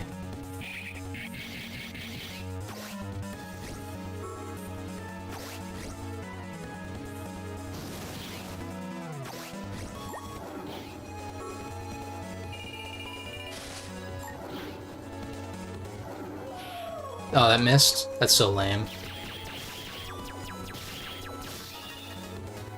Oh wait, he's like goober dead though. That's probably an S2. Hell yeah. Yeah, I was gonna say that's gotta be a best combo. Look at that shit.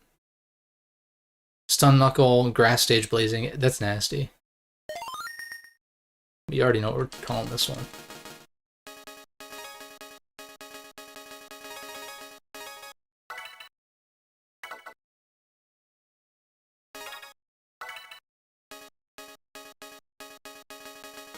Lit.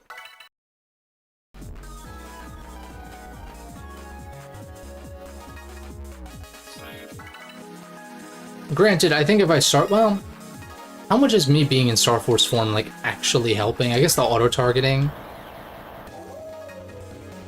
Alright, here's SP.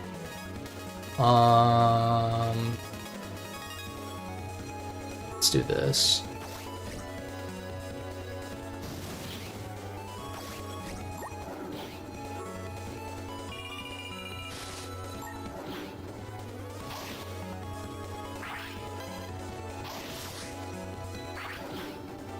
Let's take the damage now. Oh, sick.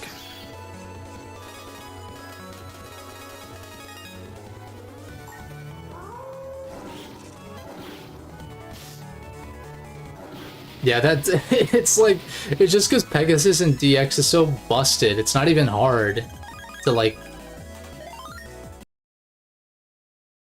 I don't feel like I'm playing that well, but like the auto target is just so nasty.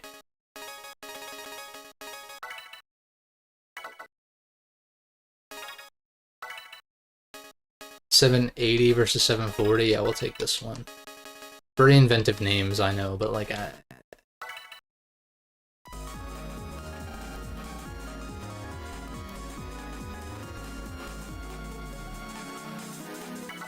this really does remind me of BN1 in a lot of ways. Like my folder is filled with swords, and they're busted as hell.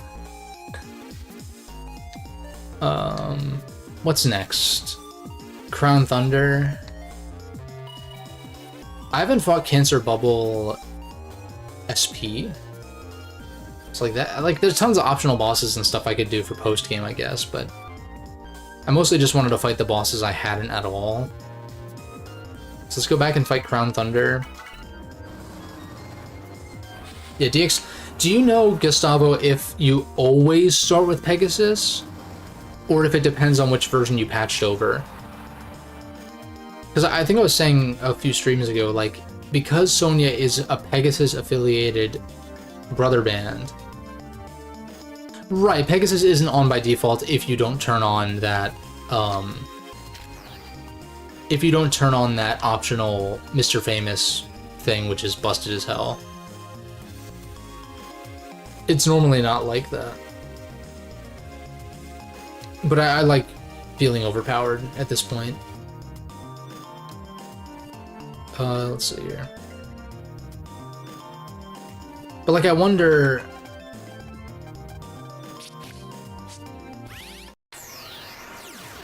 We couldn't get a rank guide against the final bosses. A rank raid against final bosses. Yeah.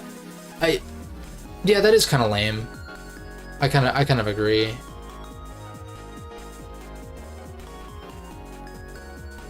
You have to draw the Star Force card. Oh, so if I patched over not Pegasus, but if I patched over Leo, it would give me Leo first. Is that what you're saying? Because that's what I'm most confused about. Because I patched the DX version over a Pegasus ROM. So like, I don't know if that's why Pegasus was the first Star Force I got, or like my default, or if I patched it over Dragon or Leo, that would be my default for like the auto turn on thing. I know this guy has a shit ton of health, right? Oh. What do I activate first? I guess Tidal Edge.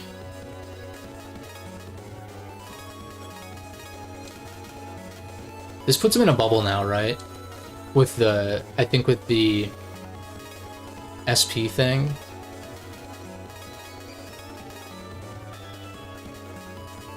I guess I might as well just use this, right?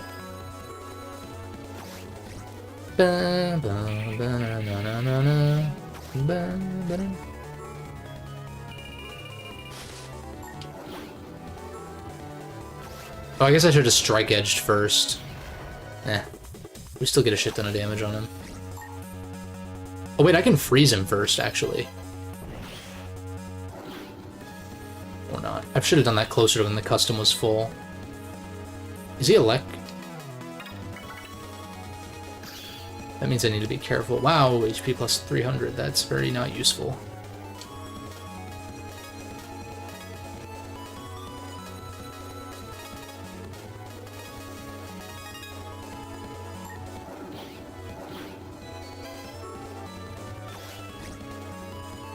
Or just structure in this, regardless of what version was patched. That's what I was thinking, because like, that's what I meant when I was like, Sonya is Pegasus affiliated, so it kind of makes sense for that to be your first one if you were gonna pick one by default as like a mod author.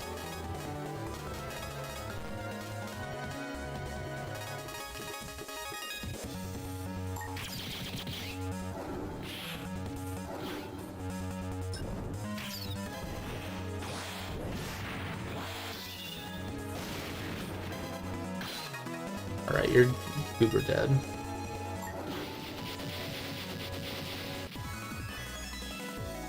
Crown Thunder is typically the hardest boss. That makes sense because his health pool is so huge.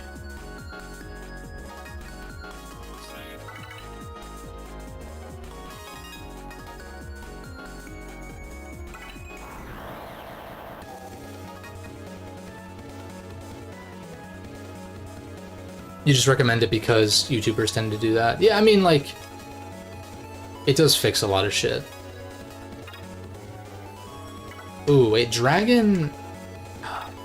But Dragon doesn't have the auto-target, so I'm like... We drew Ophiuka, which is nasty. Oh, I didn't have the star on this, so this is not going to put him in a bubble, I don't think.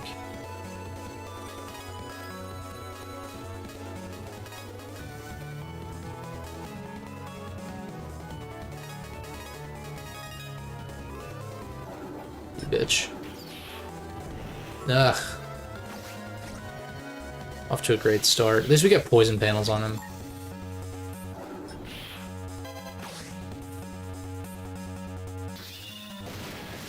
Ooh, okay, this is gonna be bad.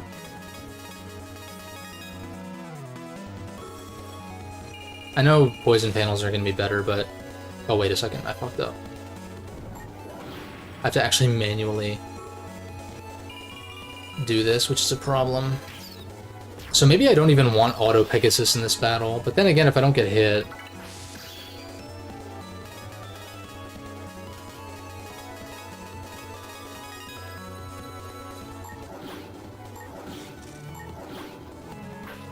Why didn't it target? What the fuck? That's lame.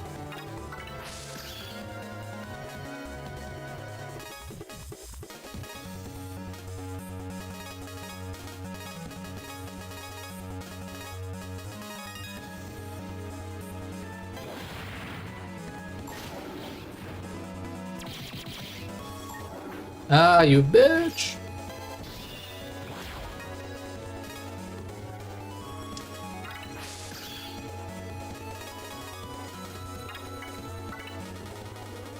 I guess Star Force might have been better there. Especially because I keep drawing,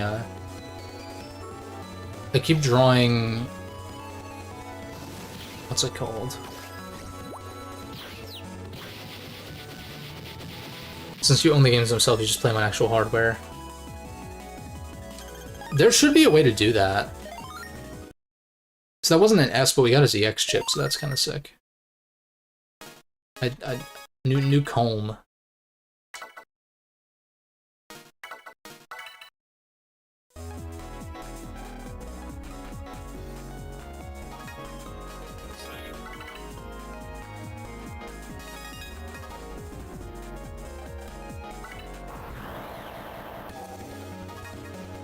$3,000.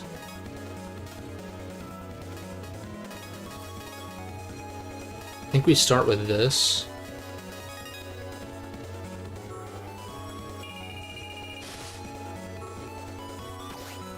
Nice new comb, yeah.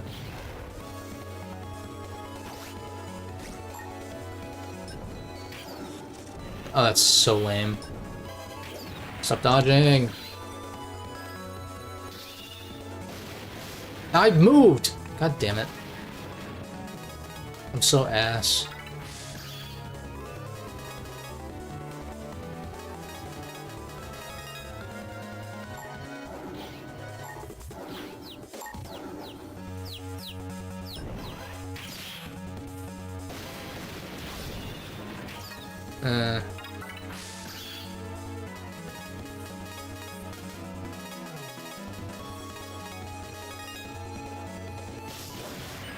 Ouch. Yeah, Pegasus is definitely carrying me. Why? I guess because he moved immediately.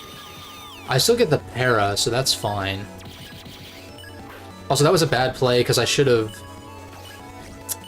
bubbled him into Strike Edge. I don't know why I didn't do that.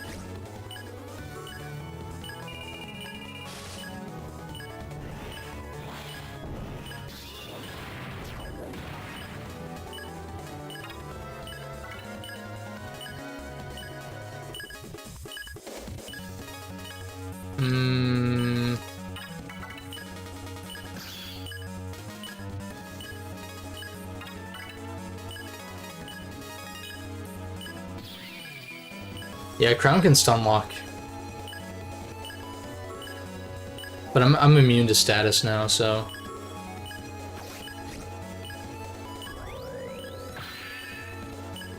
This freezes, right? Yeah, sick.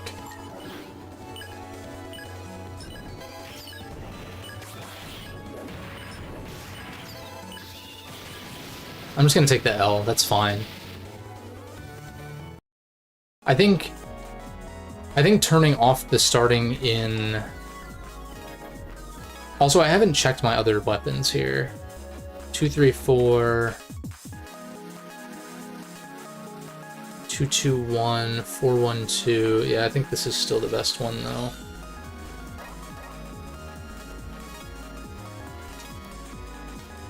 Yeah, I'm gonna turn this off so I don't take double damage.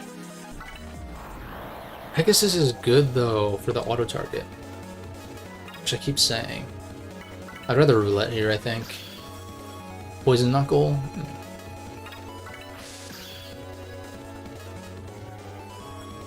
I think I just activate that, and then try to land these. You are a bitch!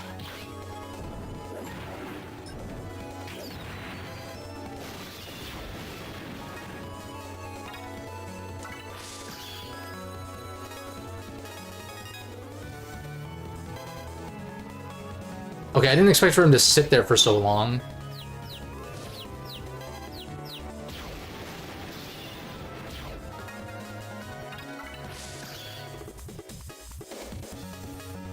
I wish I had grass stage right now, but I'm gonna...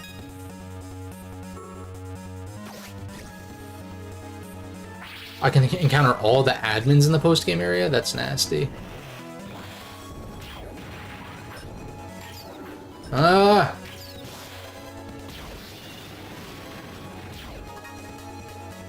Finally, grass stage, oh my god.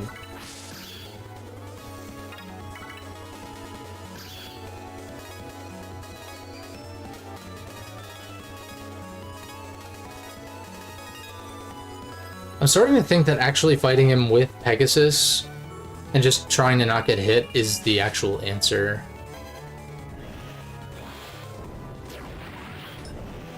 Oh my god.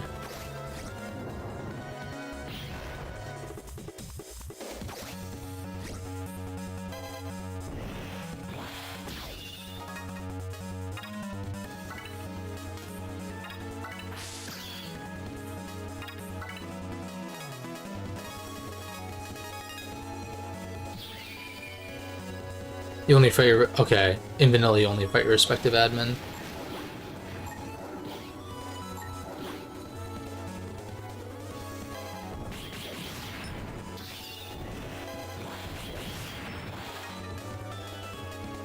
The dragon is kind of ass, though.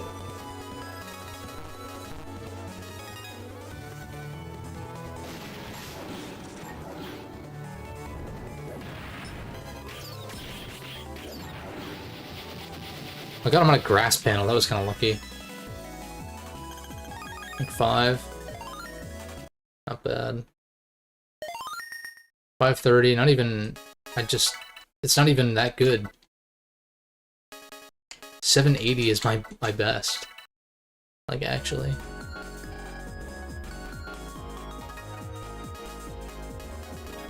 I'm gonna try... I don't know why I'm so hung up on this, but...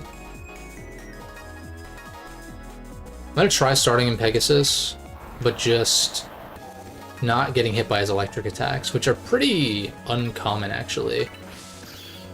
I should have rouletted first, that was bad. Time Bomb.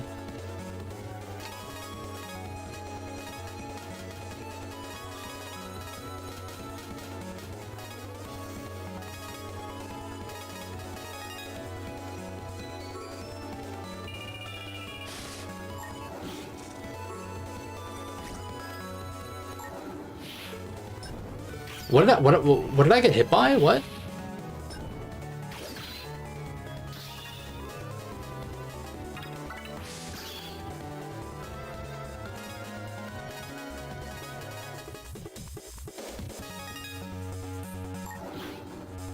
Oh wait, I didn't star power it, that's right. What? I thought it always hit each of the 3 panels. I didn't realize it followed you.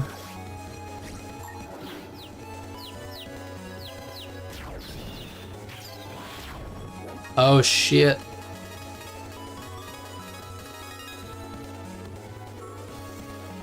I don't know if this will cancel the attack, but...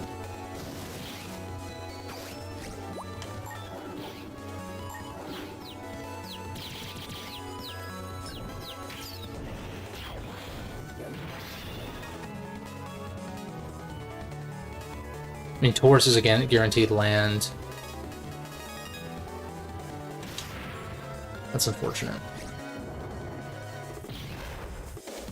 And this Arbo edge will kill if I can land it. What just happened? Oh, I guess... Dude, stop zipping around like a little zippy doodah bitch boy. I don't know what the fuck I'm saying right now. Just like... I guess if he lands a thunder attack at a certain health threshold, he'll just start comboing you with it instead of doing all 3.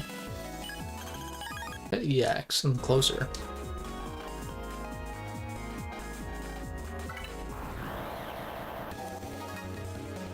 I know I'm not starting at full health, but I don't care. Ooh, the combo. Bombo combo. Unfortunately, I can't bubble him first.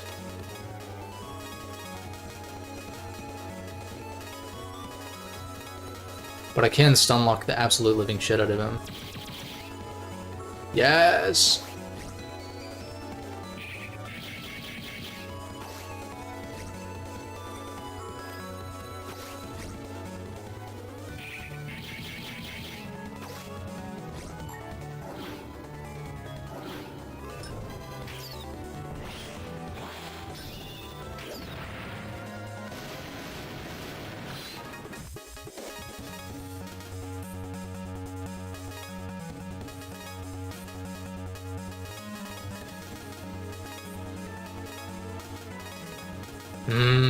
This is gonna do double. I think I just go for this.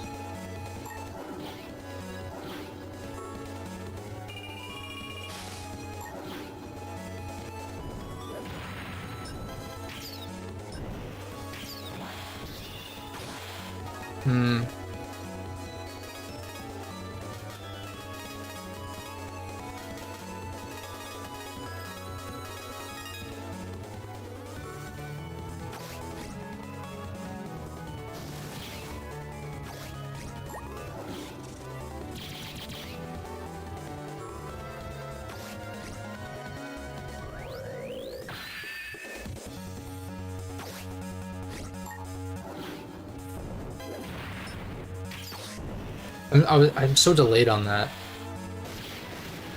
Fuck! I think I still got this, though.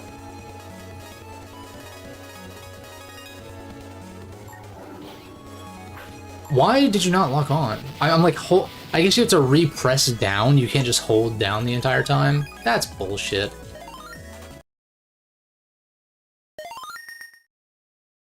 No.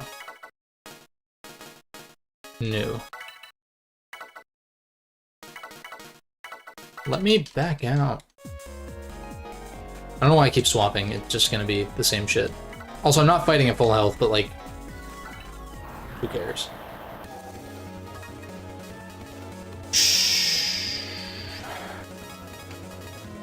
It's such an unfortunate hand. I have like no synergy at all.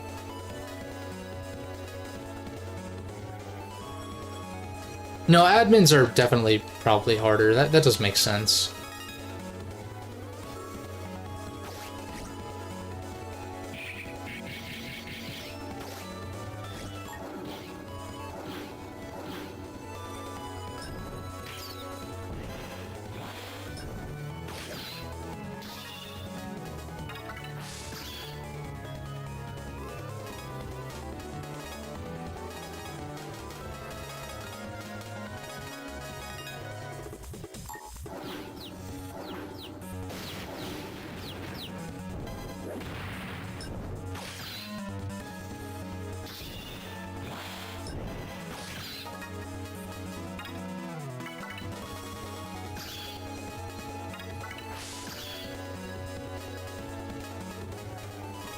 What does Green Burst do? Attack using grass panels on the field? Oh wait, do I need grass panels active? Or does it put grass panels on the field? Clean.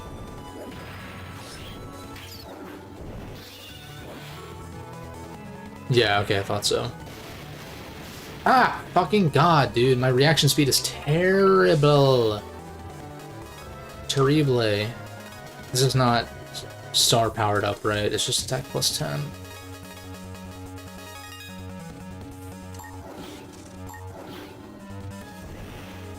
He's not. Iframes. Iframes. It is a break card, but that doesn't seem to matter.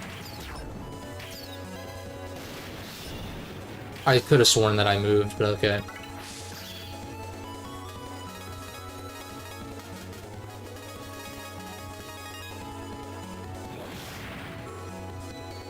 This is not going to be an S, I can already tell. I don't know if damage taken adjusts that, but... Oh, wait a second. You're uber dead. You didn't like about CX Advent was some of the transformations for utility only. I have the same exact complaint. Yeah, like, there's too many of them. They're redundant. It's like, I get that they didn't want to give you the original transformations immediately, and so instead gave you, like, Buckfire and whatever else the other guys' names were. Chronoforce and shit, but, like, it's like, just give me the actual transformations earlier. Because then by the end game, it's like you have this huge wheel that you're scrolling through. It's just incredibly redundant.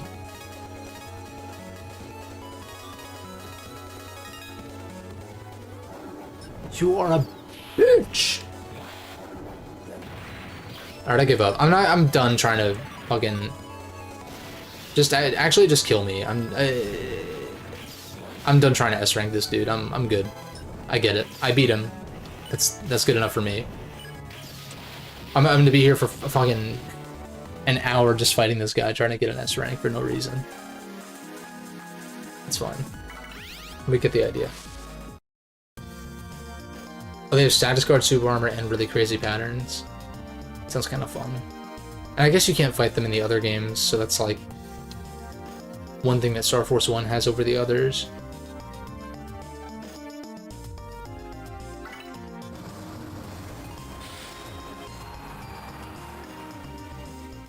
Star Force 1 postgame only has the admins to offer. Star Force 2 is worth a peek. Star Force 3 is the one where it's worth it. Okay. I'll keep that in mind.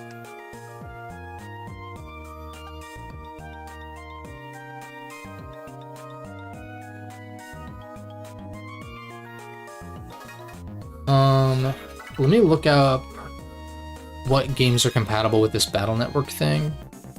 Let's see if this works. Oh!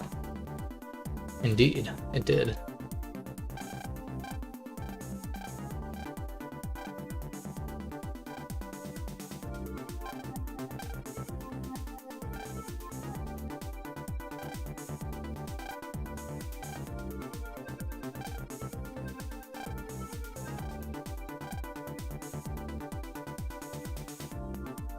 Okay.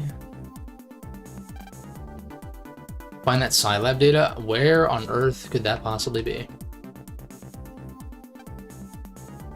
Just now enter some comp space or another. It was carrying data I've never seen before. So it's got to be a comp space in... It's got to be somewhere here, right? That's not a comp space, but like...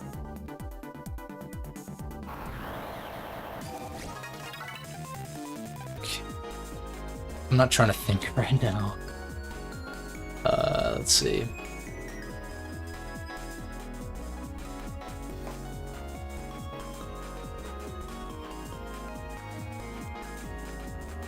No, that's not what I'm looking for. This.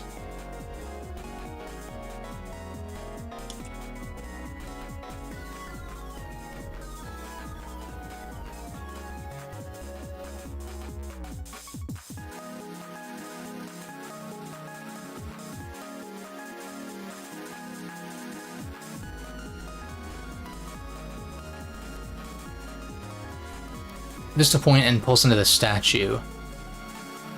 Okay, cool. So the statue at Vista Point.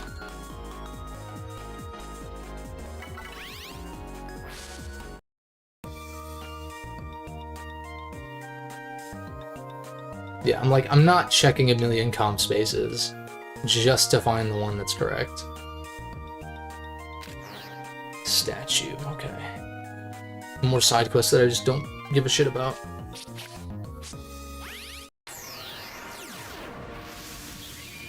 Like with this patch, having the side quests emailed to you is nice.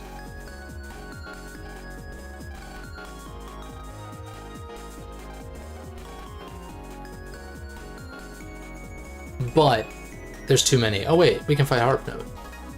Do I care? Not really. Oh, what the hell? Wait, what? What is this?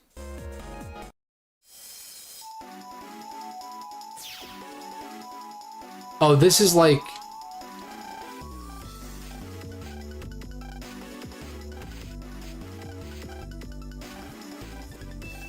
Okay, this is where you fight the admins, then, I would guess.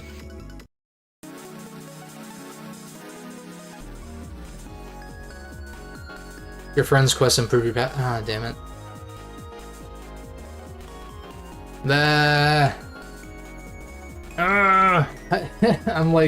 I'm so conflicted because like I don't really care because I'm not really intending to do a ton of post-game stuff, but like we are here currently, so it's like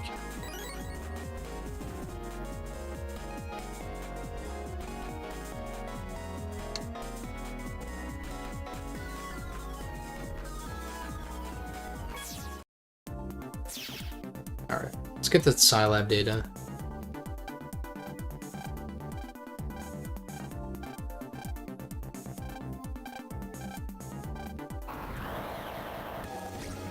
It would have been cool if they used the Battle Network boss theme for this, but what am I, a game developer? No, I'm not.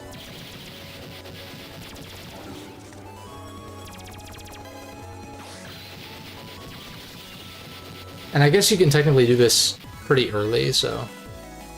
Oh, he becomes a brother if you do it? Oh, that's kind of nasty, though. In a good way, not, like, actually nasty. I mean, like... The fact that you can have more than 3 in-game brothers is kind of...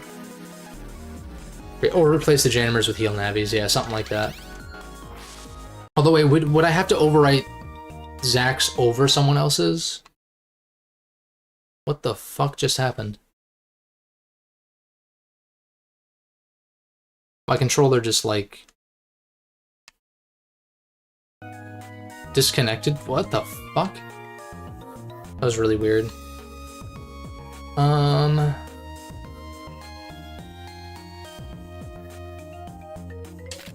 It's not like it ran out of battery, I just replaced the batteries. Granted with rechargeables. The charging port on my controller's like kind of fucked up.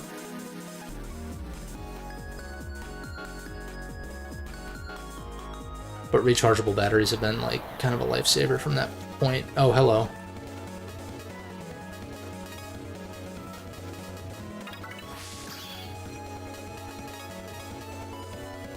I guess I don't want you to burn these away if I want to use them later, but at the same time I kind of want to burn...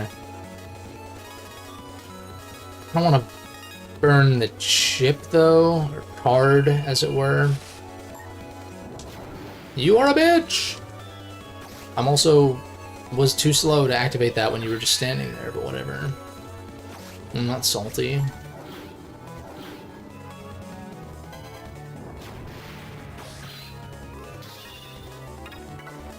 Not gonna fuck this up again. Roulette first, then star power.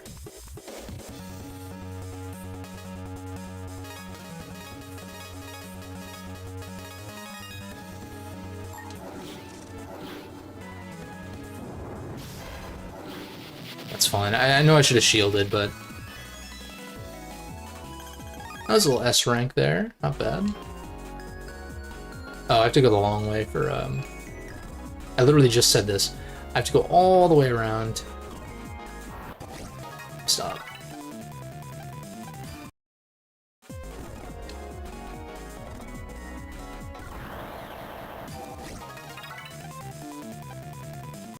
I'm glad that I haven't felt pressure to use speed up at all, though. That's always a good sign. That's where I'm at with, like, with Fire Emblem Thracia as well. Like, Genealogy I could not imagine playing without speed up, but Thracia has been, like, very manageable without speed up.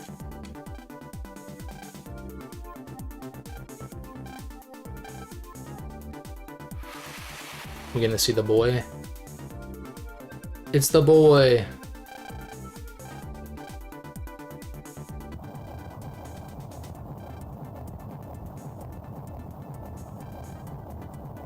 Mega Man gave mystery data to Mega Man.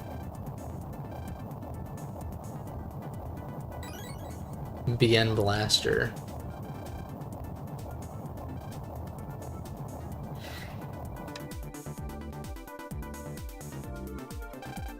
Time travel. Ooh.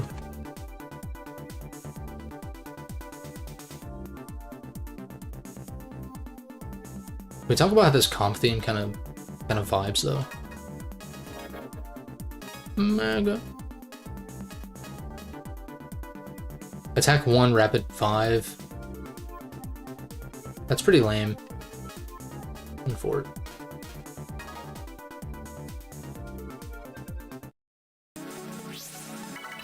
It's all about those charge shots. Yeah, I think that kind of crossover is cool though. Makes you want to play Operation Shooting Star. I know that, yeah, I've never actually played it. I've never actually played Operation Shooting Star. I know it's better than Vanilla BN1. Not that it takes much to do that, but... How long is this post-game area? Like this area up here?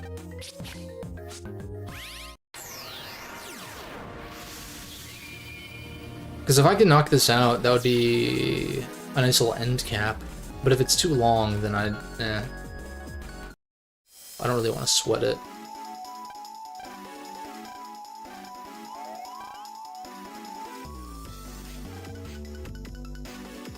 Oh, I can change the satellite I'm affiliated with. Only 1,000 Zenny? Dude, that's insane. What time is good for tomorrow? Let me think.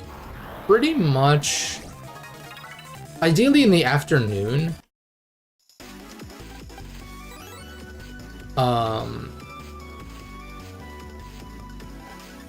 So... I'll check my schedule and I'll message you on Discord and I'll just, I'll just pick a time, because I'm pretty open. Honestly, I just don't want to do... I wouldn't want to do too early, obviously. Oh, so do I need to beat all of the SP bosses?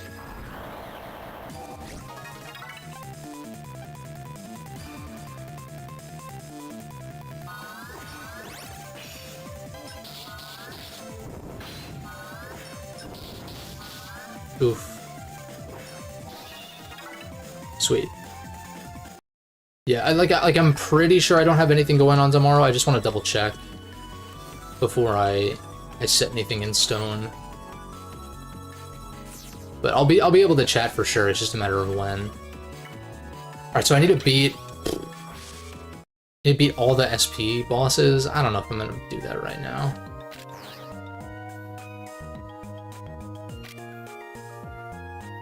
The jammer is the workaround for the admins appearing. Oh, that makes sense. Like, it'll spawn in which ones.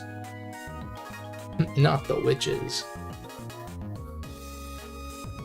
Yeah, we can always... I'll keep my save file, obviously, in case I want to do post-game stuff at a later date. But for now, I'm pretty okay on this. Like, I mean, I guess I could do some of it off-stream if I really feel compelled to. Which is a possibility, although I'm juggling like a million games right now. Some of which are kind of short. Like, I genuinely think Mario RPG is going to be like 10 hours or less, which is crazy. Like, I don't know how much more there could possibly be of my playthrough of that game, but... Okay, I'll edit out some of the setup for the Battle Network stuff, and... Yeah, I mean, that's pretty much it.